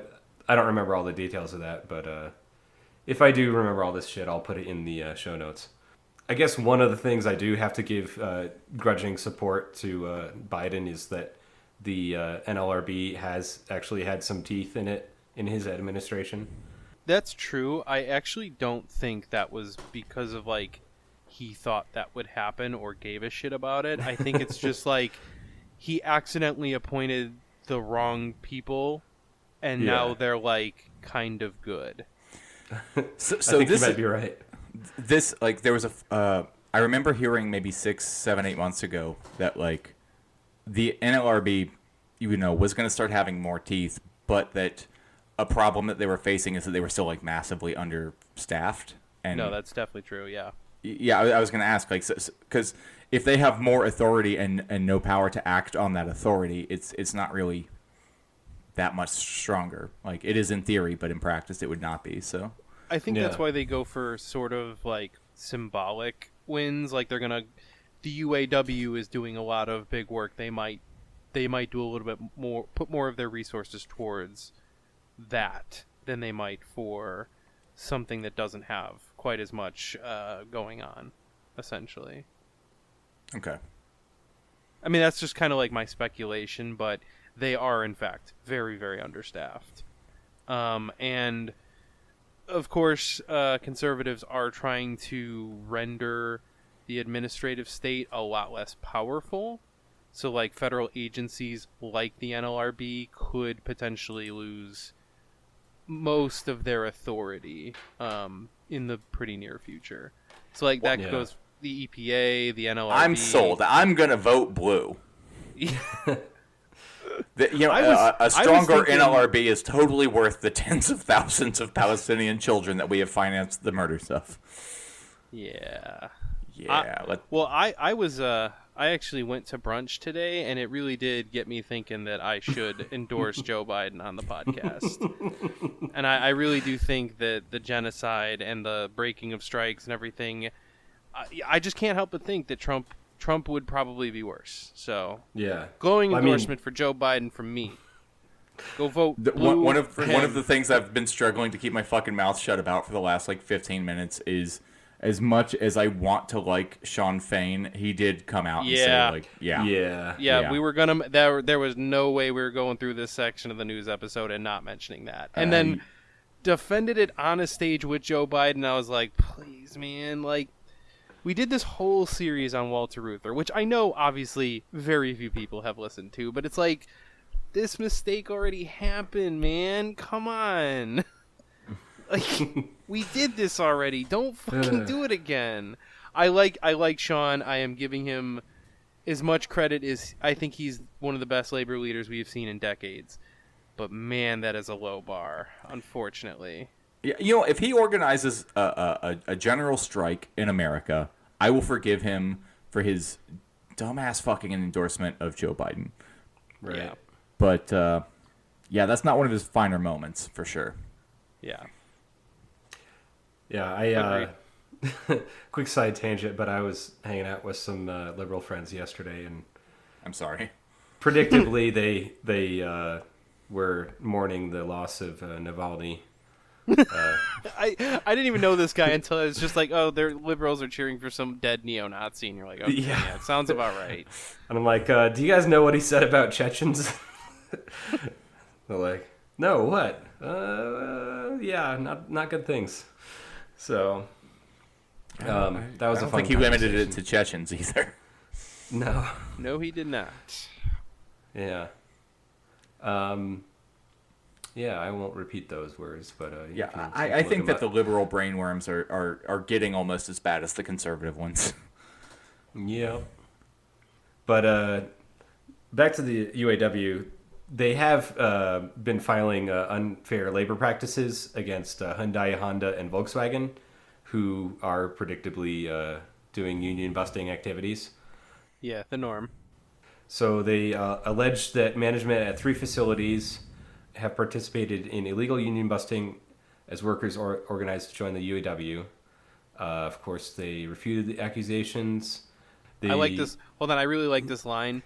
Yeah. Volkswagen said it takes such claims like this very seriously and will investigate accordingly. Right. And I just, to me, I'm like, that should be the thing that is like stated in court for why this person should get the death penalty after the revolution. Like, someone should be like, did you say this? And be like, sorry, man, there's nothing I can do. You automatic death penalty for that.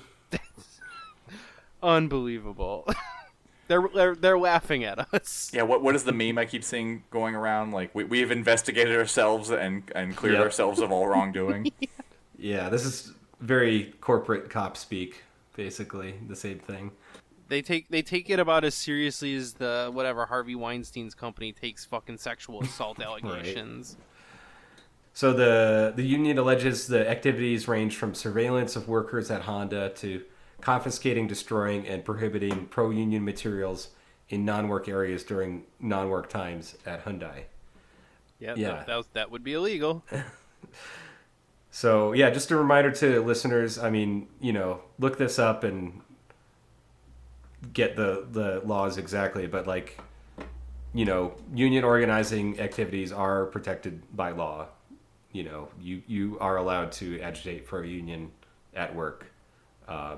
And legally they can't fire you for that, but they can. Illegally they will fire you. Exactly. Yes.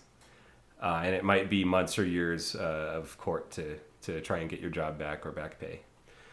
Man, that almost seems like it's deliberate. Yeah, it's almost like the whole legal system is set up to protect capital. Damn, that's crazy.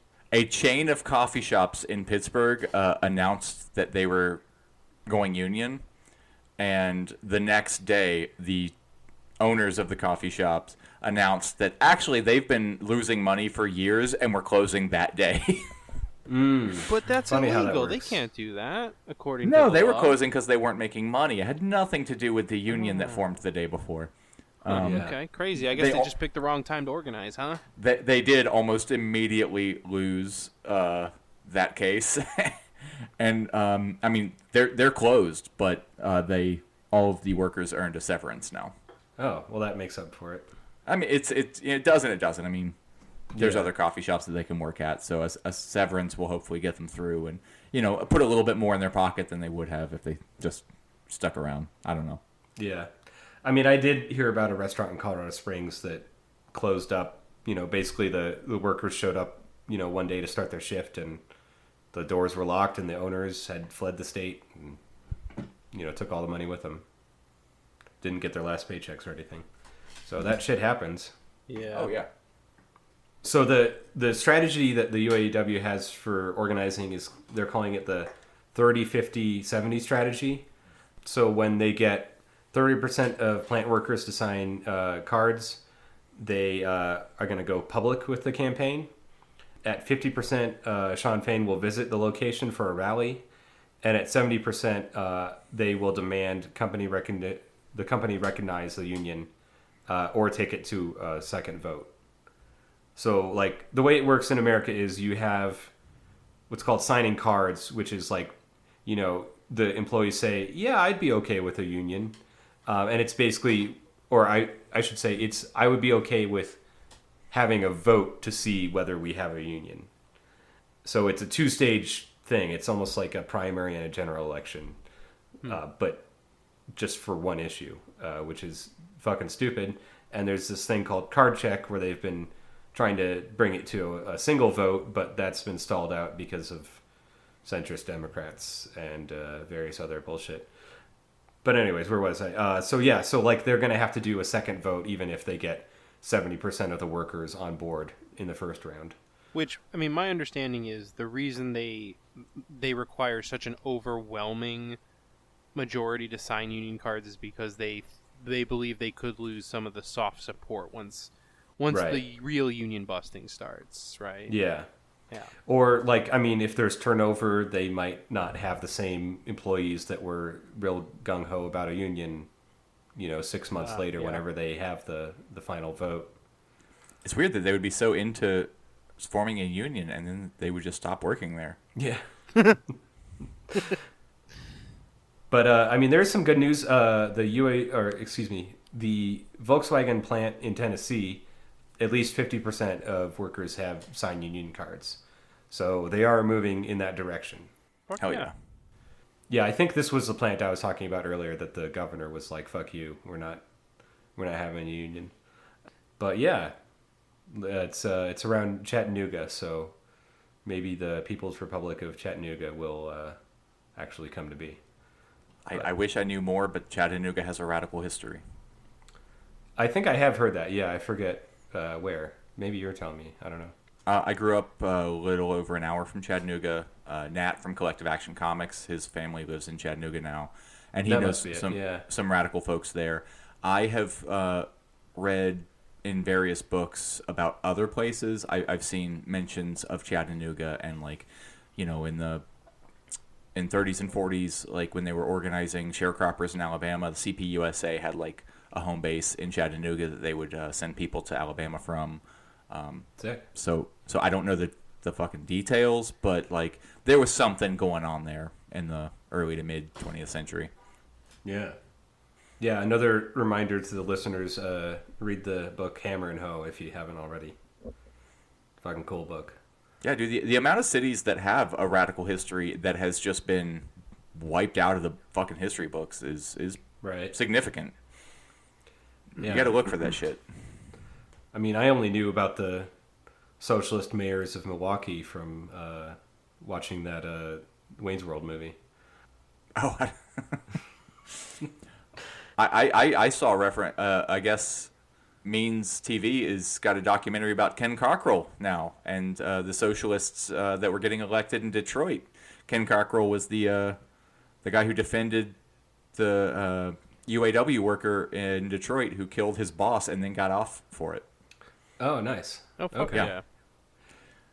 And So, anyway, and they also anyone have they have that documentary that we talked about on the drum episode. They have that, Can't Hardly Wait, yeah. Yeah. Or no, that's Finally got the news. finally got the got news.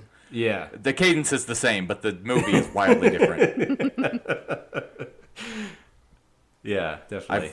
Oh God, I don't know how many people I've told to watch that movie now. Yeah, there's no union activity in this movie. Yeah, this movie didn't seem radical at all. It was actually really just about the 90s.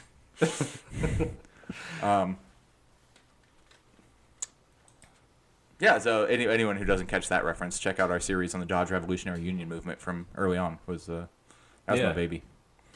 It was a good one. It's one of our more popular episodes, I think. Oh, cool. Well, I actually did bring a few stories myself. So I think I'm going to try and keep these brief. We're kind of, in some ways, going back to Elon Musk a little bit. So sorry, listener. I know we're going back into the Elon Musk section, but this is more or less for the headline here. And this is an article actually written by a friend of the show, James Gilboy, which I think might be one of 2 writers for The Drive at this point. I don't know. Every article I click on has his fucking name on it, so... There's like 4 or 5 on there, but yeah, he's writing some of the good ones for sure. Yeah, he's right. He seems like he's writing the best ones, so make sure you tell him I said so. But he did write an article titled Chinese EVs will flatten U.S. car industry without trade barriers, Musk says. So the thing that initially worries me is that Elon Musk said it, so it actually just might not be true. That's my biggest concern here. But I do kind of like the idea that, you know, Chinese car makers actually could be competitive in the U.S. market potentially. Yeah. So that's, I mean, to me that's good-ish. You know, still have my reservations about some of the business practices of, you know, China, but if they're building socialism, you know, fuck it. Hell yeah. Beat the shit out of America. I just want to know why unregulated capitalism needs so many fucking regulations. Yeah, it does make you wonder where you're like, oh, yeah, the fucking business genius is like, actually, it would be cool if the state came in to protect my business, because that's... The socialists are too good at doing this. They might beat us, like, a lot. So, you know, the article starts, you know, the Western world is readying itself for a Chinese onslaught in an industry that has historically dominated cars.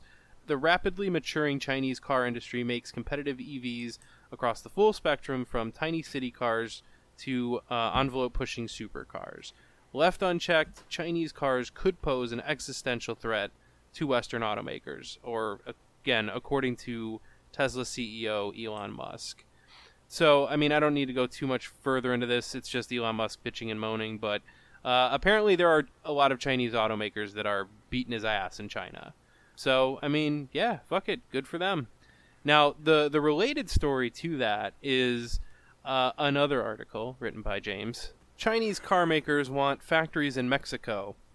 That can mean only one thing, and pretty much the one thing is they're planning on selling cars in the United States. And they're taking a page out of the U.S. car makers playbook and producing them in, or considering producing them in Mexico, which has cheaper labor, which I don't love, but if that's how they have to be competitive, I guess that's the name of the game in capitalism. But yeah, so we actually could see some Chinese-made EVs here in the future, which is certainly exciting in a way, because I do feel like there's a lot of preconceived notions about the things produced in China, which I think a lot of it has to do with American companies wanting to produce stuff really fucking cheap. And so people have this idea that, oh, everything China makes is junk, and it's like, well, yeah, that's because the American companies really want shit, just want to sell you junk. I'm not so sure that the same thing is true of actual Chinese companies that want to produce things. So, and it sounds like, according to Elon Musk, he seems to think they could give U.S. car makers a run for their money. And I mean, you know, we've talked about Teslas. They're junk. They're not put together well. And so it sounds like the Chinese cars may actually be considerably better. So this could be an interesting development. And, you know, how funny would it be for our podcast if, you know, the production of cars by a socialist country did advance the overall goal of building socialism? I don't know if I'd go that far, but I mean, because we like to make the mistake, I will remind us all that a Chinese company might have a stake in it from the Chinese government and the CPC, but like, it's still an independently functioning company. Like, the owners of this electric car company are possibly not themselves socialists who are trying to advance socialism. Oh, no, they're not. They are capitalists who are being constrained by socialists. Yeah. Yeah, definitely. We like... I'm guilty of it too. I think we all are. But we like to conflate Chinese business and Chinese government, and it would be like equating Ford with, Washington, D.C. Yeah. If anything, those two might actually be more closely linked and working hand in hand. Right. But they are different. No, agreed. I mean, I am just kind of excited to see new and weird cars in America, you know. And I forget which publication I saw this in or who the author was, but I did see another article about the same thing, about how, like, just today in Mexico, you can go buy any number of Chinese electric vehicles. They're basically using Mexico as a test market for eventually getting into the U.S. So they're like, the roads are kind of similar. You know, the environment is similar. The way people use the cars are pretty similar to the way in the U.S. So like, let's see how this works in Mexico, and maybe it'll work in the U.S. also. I don't know. At least that's my understanding of their rationale. But I don't know. There are, like, I did see some other article that's like, here's all the cool electric cars that China makes that you can't buy in the U.S.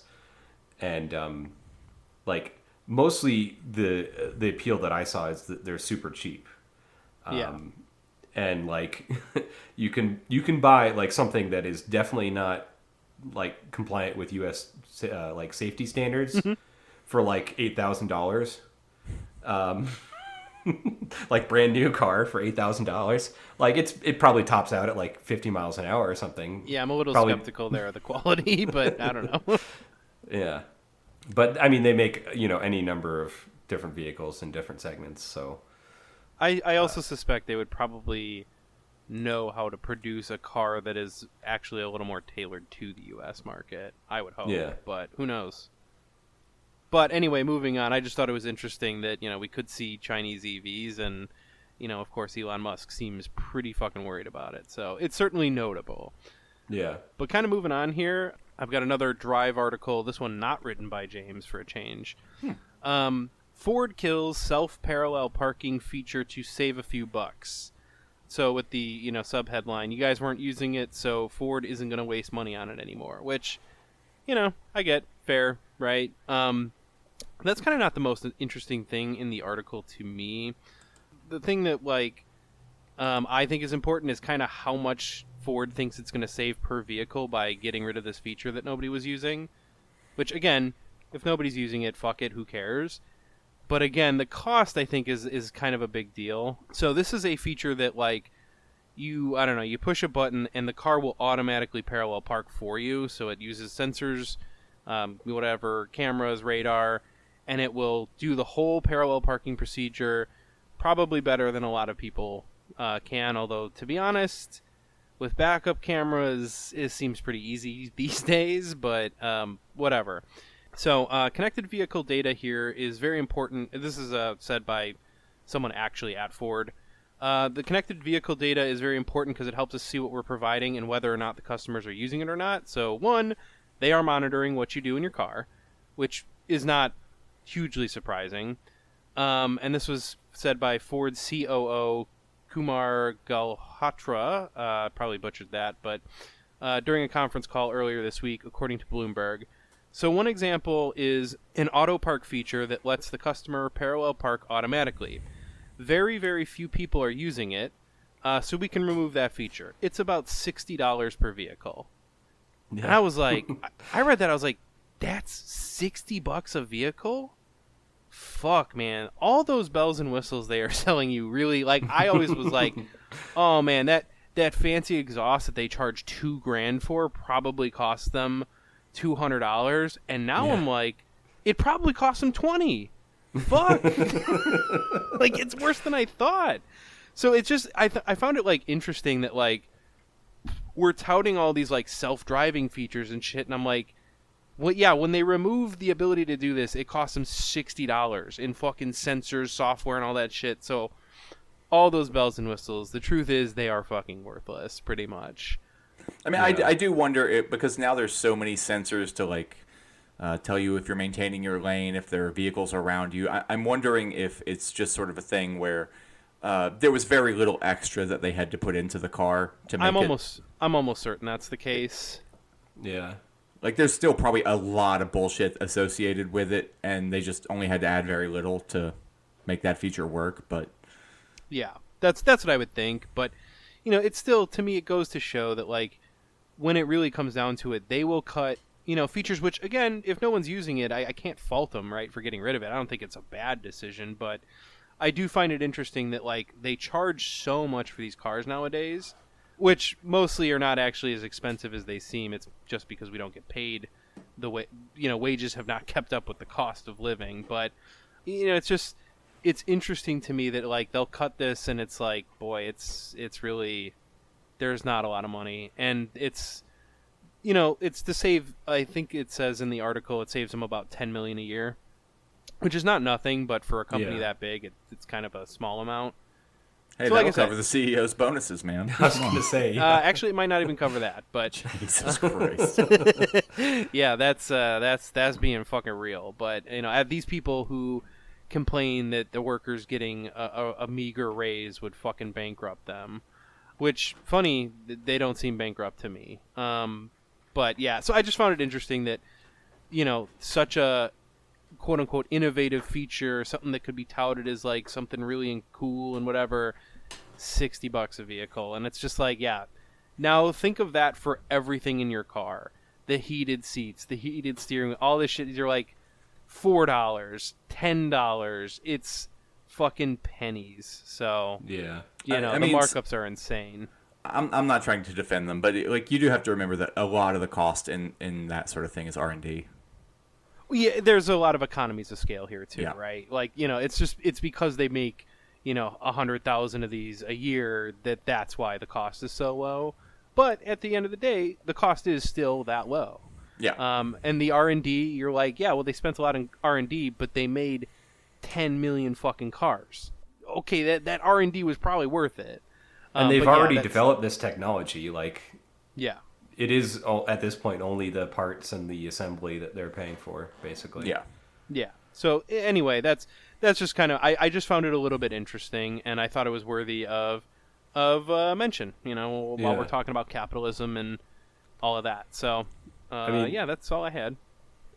Well, I mean, that reminds me of a story, and I might have told this on the podcast already, so stop me if I have. But, you know, Gale Banks, who owns a company that makes like performance parts mostly for diesel trucks. He was brought in to consult on, I think it was the Pontiac, what's the Pontiac Grand Am, I think, that had the turbo engine like in the late 70s, early 80s. And it was kind of like a way to get around the emissions and still make decent power, although it only made like, I think like 200 horsepower or something like that out of like a 300 cubic inch turbo V8 or something like that. I don't remember that, but that sounds not great. But he was brought in to consult on that, and he's like, yeah, there's this, I think it was the Bosch fuel injection system that was kind of a new thing on, you know, more high-end cars. But but I think they were starting to use it like on Volvos and stuff.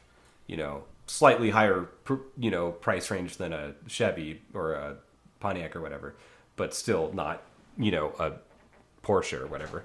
And he's like, yeah, we can, use this system. It's great. It, gets you the right air fuel ratio. It'll pass emissions. It'll get, really good power. You can tune it up to this amount or whatever. And they had already, like the technology. I mean, I don't know if they had a prototype in the Pontiac ready to go, but like they had all this technology that they could put together and make something work. And GM is like, no, that would cost, I think, around $30 more than we're willing to spend. So we're going to put a draw-through carburetor on it and call it good. Yeah. So they basically did like the setup that was on the Corvair in the 60s on this car. Nice. Yep. Capitalism is good for innovation, though. Exactly. It doesn't stifle innovation at all by using, the profit motive. Right. Companies do not care about cost. They care about advancing technology for the end user, right? Yeah. Totally. Seems so, yeah. Well, if we got time, I got 3 more stories that I think we should talk about Kum Go. That's what I think. There's a Kum and Go story, and I want to talk about Kum on the podcast. I like Kum and Go. Well, yeah. If you live in an area where there's not a Kum and Go branded gas station, just know that is a thing. I have lived in those areas, and it has been funny as long as anyone can remember. Yeah, if you don't know, it's spelled with a K, K-U-M. Oh wait, I thought I was talking about something else. Hold on. Wait, what? Oh, they're just trying to be discreet. Yeah. Oh, okay, got it. But they're talking about what you're talking about. This is another article by James, and I was just about to say, who wrote this article? I'm curious. Yeah, he points out that the company was established in 1959. The word "cum," meaning what you think it means, has gone back as far as the 1590s. So they knew.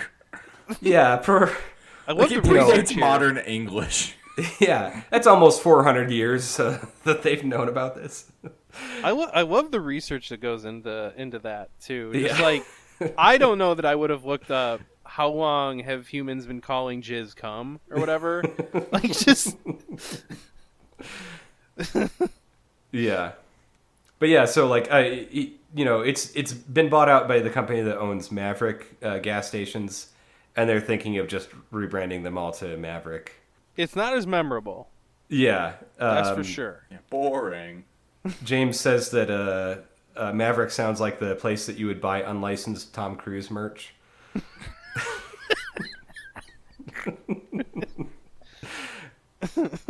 Oh well. Oh, and we didn't get to the headline. It says Kum and Go is changing its name, and you know why.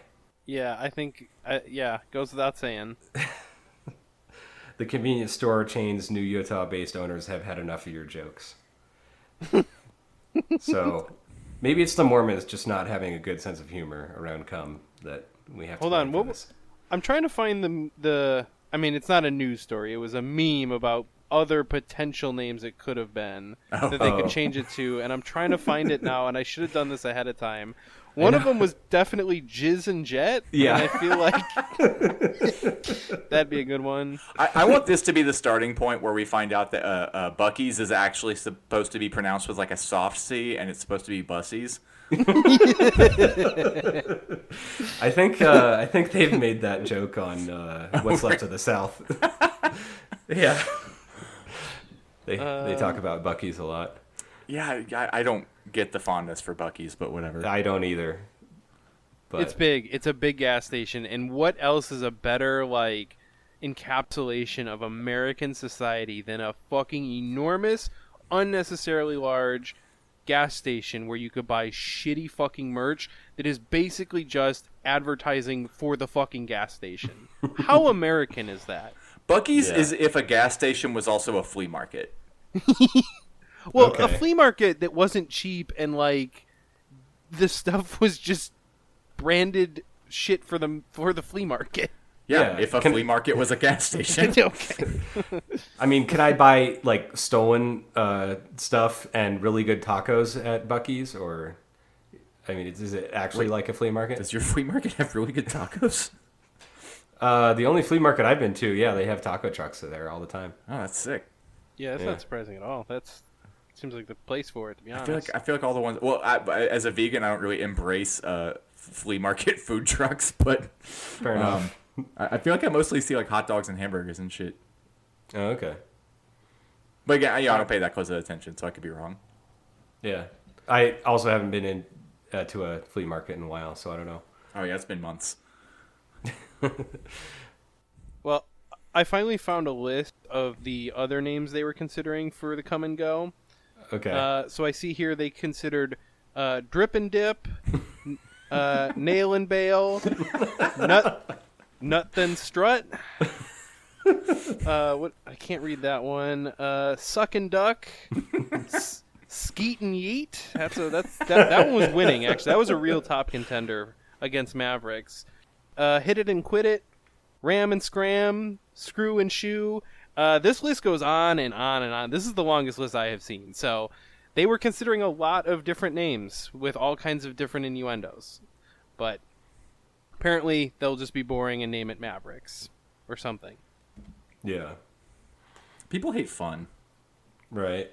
Speaking of people hate fun, I didn't put this article in our list, but apparently some of the state Department of Transportation offices, whatever departments, I guess, have been a little bit less than pleased with some of the more funny public service announcements on signs, like with the jokes and fucking puns.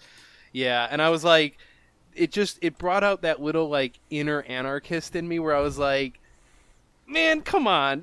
You don't need to say shit about this. It's right. When it's a funny message, people see it and pay attention, and they're like, "No, you're having too much fun, and the state can't have that." And I'm like, "All right, fuck the state. Fuck the American state for sure. Bring that shit down." But I would hope that if we have a socialist state, we can have a little fun. That's all I'm saying. Is like, hey, let's not go too crazy. Let's have a little fun. People will like the state then. So yeah, America, perfect example of what not to fucking do. But yeah, that was a news story. That's pretty much the gist of it. That's all we need to go through. I'm gonna miss the Kum Go. That was the best part about going back to the South. Originally they were called that because it was actually a brothel. Yeah, they only started selling gasoline on the side. Yeah, it was more of like an amenity. And then of course they discovered which one was more profitable. I don't even know where to go with that joke. I just Kum Go. So I should probably move on to the next not on the stories. air, maybe later. So yeah, time for a jarring shift in tone. The headline here is full-size SUVs are twice as likely to kill pedestrians as cars. Oh yeah, you really went for the shift. God damn. All right. In all fairness, it's only because they tried that much harder. Yeah. So they point out that like pedestrian deaths in car crashes basically dipped down to a low around it looks like around 2008, and they've been steadily climbing since then. And a big factor in that is increased sizes of SUVs that people are driving, and more SUVs generally on the road than sedans now. Even let's see, it was SUVs and vans with hoods over 40 inches are 45% more likely to cause a fatality compared to other vehicles with more sloping designs and hood heights of 30 inches and below. Oh, now I gotta go measure the height of my van hood. Yeah. Probably not good. Not good. Yeah, I mean, whatever. I solved the problem by not hitting pedestrians. That's a good start. Yeah. Well, I think part of the problem too is like the weight of these vehicles is more, so it takes longer to stop. Yep. Which, I'm sure has gotten a little bit better. Like older cars had shittier brakes, but mixed with the super high hood, it's the height that is like the biggest issue when an impact occurs. The weight can increase the likelihood of an impact is kind of my understanding. Yeah. And it basically points out that, you're much more likely to get like a head injury or, something in your torso to a vital organ if you get hit by a taller object, which just makes sense. You might get your legs broken if you get hit by a sedan, but at least you'll hopefully survive. Yeah, rolling up on the hood absorbs a lot of impact. Right. And of course, it is also disproportionately kills more women, children, and elderly people. Just like many other aspects of capitalism. But yeah. It's wild that all of that happens, and yet, like, white Christian men are still the most persecuted demographic in this country. Yeah, it just makes you think, like, how much they're really suffering, and, like, how invisible their suffering is. I would know as a white man. Yeah. I guess I'm not Christian or anything else, but, I am a white man, and I do suffer immensely. I believe it, yeah. Me too. I don't know how to joke about this because my mental health issues mean that I do suffer constantly, but I do recognize that it has nothing to do with being a white guy. Yeah. But yeah, basically, like, there's this big study in the U.S., and there's a similar study with similar conclusions in Europe. But just a reminder, like, don't buy an SUV. Did they ship vehicles over to Europe to do that study? Like, did they? Oh no, people have SUVs in Europe. I mean, do they? Not as much as in the U.S., but like, they are pretty popular over there. Gotcha. I can't remember what I was listening to, but I was hearing someone complain about watching someone try to drive their like F-350 pickup truck on European streets. No. Yeah, why would you do that? It's just going to be a bad time. I'm hoping they don't like live in a major city and have to do it on the regular, but yeah. Yeah. I mean, that's the thing in America. Like, all of our vehicles are too big even for the roads that we have. Oh, I know. My neighbor has my neighborhood was built in the 70s, and my neighbor has like a big old Dodge Ram truck, and it does not fit in the parking spots. It pokes out a couple feet, Yeah, I think I've told the story before, but I knew somebody who bought a house and then had to withdraw his offer when he drove his truck there and realized that it literally didn't fit down the driveway. Because the driveway went between the house and a fence, and his mirrors would clip. I forget if I talked about this already, but did you see the posts about someone that put a lift kit on their Jeep inside the garage and then couldn't get it out? Oh, I did. I love it. They had to uninstall it to get the fucking thing out. I mean, I've seen stuff like that before, and like, no, you deflate the tires. Like, yeah, that's it. You just roll it out on like 5 psi and then reinflate them. But I got one more story here for us that is a little bit more uplifting, kind of. So, I don't like that tone. The headline is Polish hackers repaired trains the manufacturer artificially bricked. Now the train company is threatening them. Yeah, the second part of that kind of makes it less uplifting, you see. Yeah. That's kind of the problem there. Yeah, they did DRM to a train, is the first line of this article. Oh, hold up. Is there a paywall on this, or did I just fuck up something? Hold on. Motherfucker, there is a paywall on this. Well, I say we read just the first little bit, and then we fucking speculate on the rest. We are not responsible journalists, and if you were coming to us for actual news, that is a fucking mistake, and you should stop. But definitely keep listening to our show. If you give me just a second, let me try opening this in another browser and see, because I think it worked the first time I opened it. So I guess Brian's gonna try and get into another browser to get around the paywall to talk about the Polish hackers who repaired trains. This is very on brand. Right. Nope. Okay, no, that doesn't work. Never mind. Fuck it. But yeah, I mean, the long and short of it is the basically went to like a third-party repair thing for fixing some problem with this train, and the manufacturer is like, you have to use our designated repair technician to fly out there at great expense, kind of like what John Deere is doing. Yeah, I mean, it immediately resonates with the whole like right to repair thing in the U.S. Exactly. But they just got some hackers to fix it for them, and apparently it was a pretty easy fix. Like they just had to go into, the manufacturer was Newag or Newag, put a series of lockup mechanisms that were designed to kill power to the train and break a train's compressors if certain conditions were met. Boo.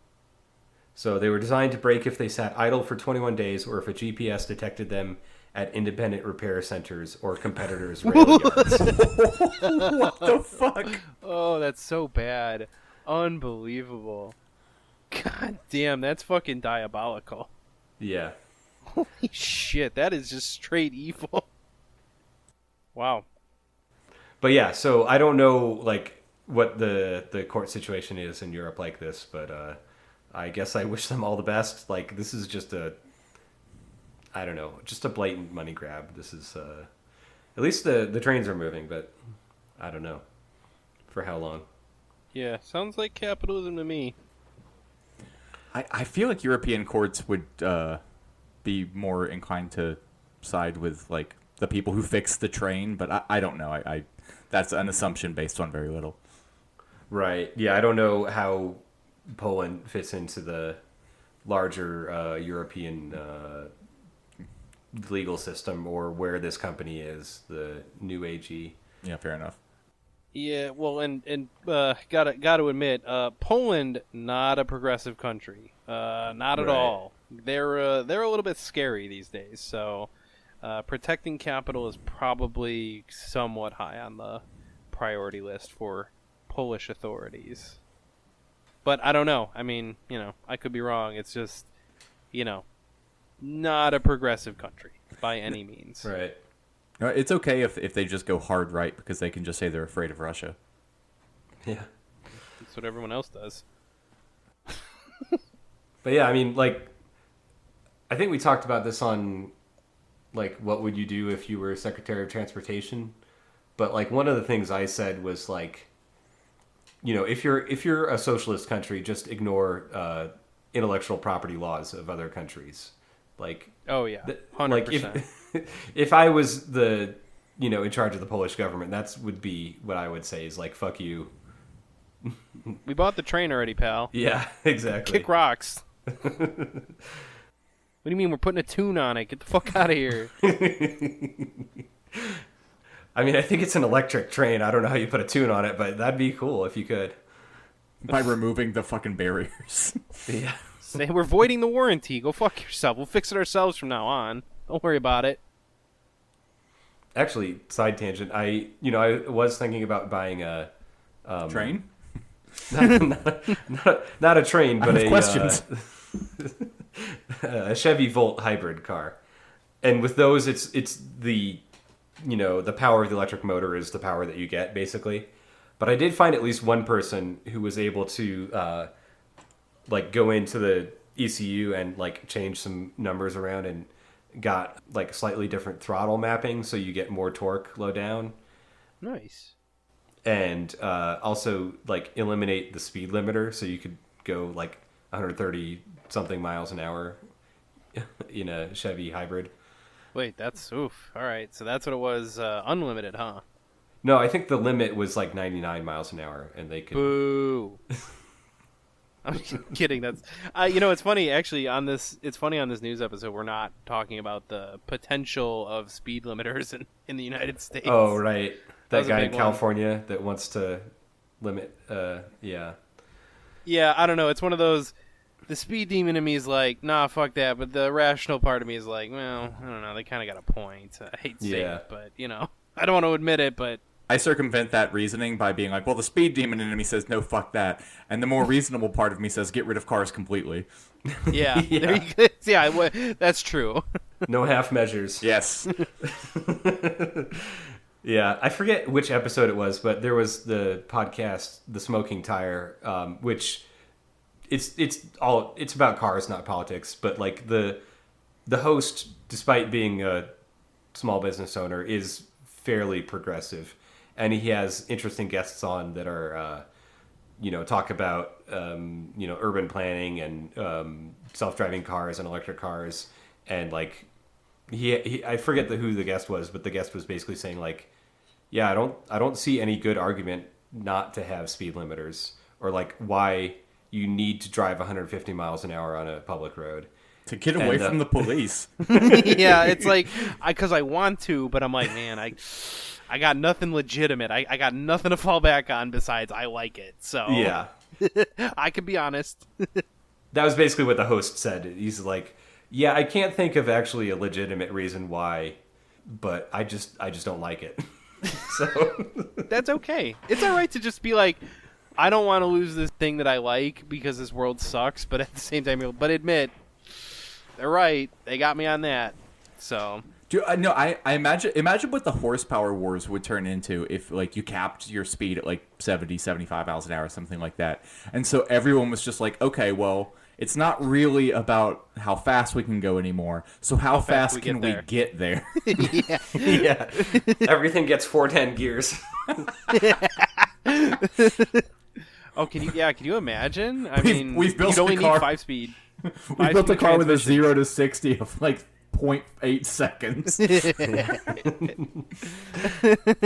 We're gonna go back to big blocks with fucking mad torque and no horsepower.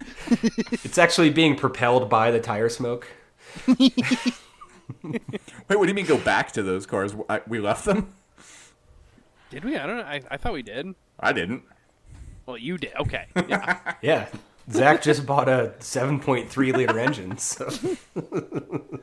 I forget what the 455 is in liters, but it's like 7.5. Yeah, I think it's 7. Yes, it's over 7. I think. Because 427 is 7 liters. I remember that. Yeah. Or thereabouts. I mean, hell, the engine in my car already is a 403, so that's close. That's like probably 6.8 or something. Yeah. 6.9. I don't know what a fucking liter is. Yeah, me neither. I try and imagine little soda bottles inside the engine. I do that. So I'm not the only one, right? I imagine little Coca-Cola bottles, and I'm like, yeah, that's about the right size, I guess. 1 liter per cylinder. In my head, I'm just like, if every car was 8 liters, then I could just very easily imagine what the volume of the cylinder was like. Well, I start with the one liter per cylinder, and then I go from there. I'm like, all right, well, if this is 5.7, so it's like a little bit less than a 1 liter bottle. You cut off the bottom, there you go. That's your cylinder. That's a 16 ounce per. That's a pounder in every cylinder. But yeah, I mean, we had a couple other stories that I don't think we really have time to get to, but I will just urge everyone to look up the statement that the founder of Nikola gave after being sentenced to prison. After being sentenced, it's interesting. I'll just say that. I'll try and link it if we have space. For whatever reason, the hosting that we have caps the character count that you can put in the description. Boo. Yeah, I think including HTML code. So, Yikes. Fun stuff. But yeah, that's all I've got for news stories. Anything before we wrap up here, guys? No, I think that's probably the most news stories we've ever packed into a single news episode. Yeah. I mean, we did go kind of long on this one. Yeah, we have been on this call for 4 hours.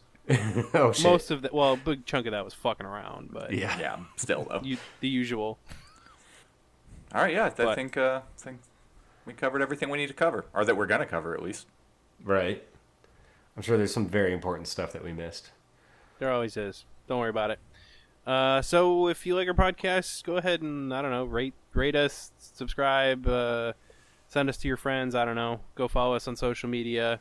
Cars and Comrades podcast, pretty much on all of them. So, Twitter, Threads, Instagram, Hexbear. You're on Threads? Yep. Oh, I post there sometimes. Okay. Yeah, I post on Facebook occasionally. Yeah. I barely even post on my personal account. Oh, me too. I post on the show account a lot more than I post on my fair enough. my personal account. But You'll probably have better relationships with your family in that. yeah. Well, in any case, that's all I got. So, All right. thanks for listening. Bye, everybody. Bye. Bye. All right. And what I clicked delete recording, right?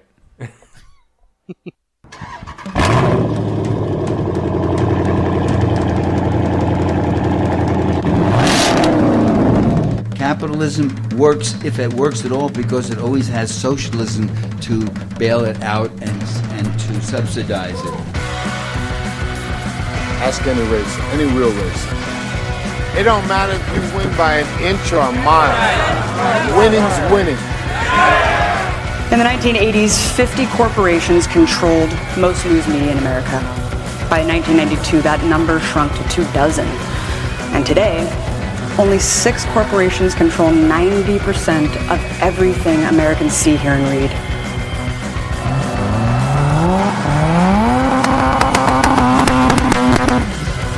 The money spent on the Iraq War alone, which killed 1 million people, 5% of Iraq's entire population, and planted the seeds for ISIS to flourish, could have covered all global investments to halt climate change trends.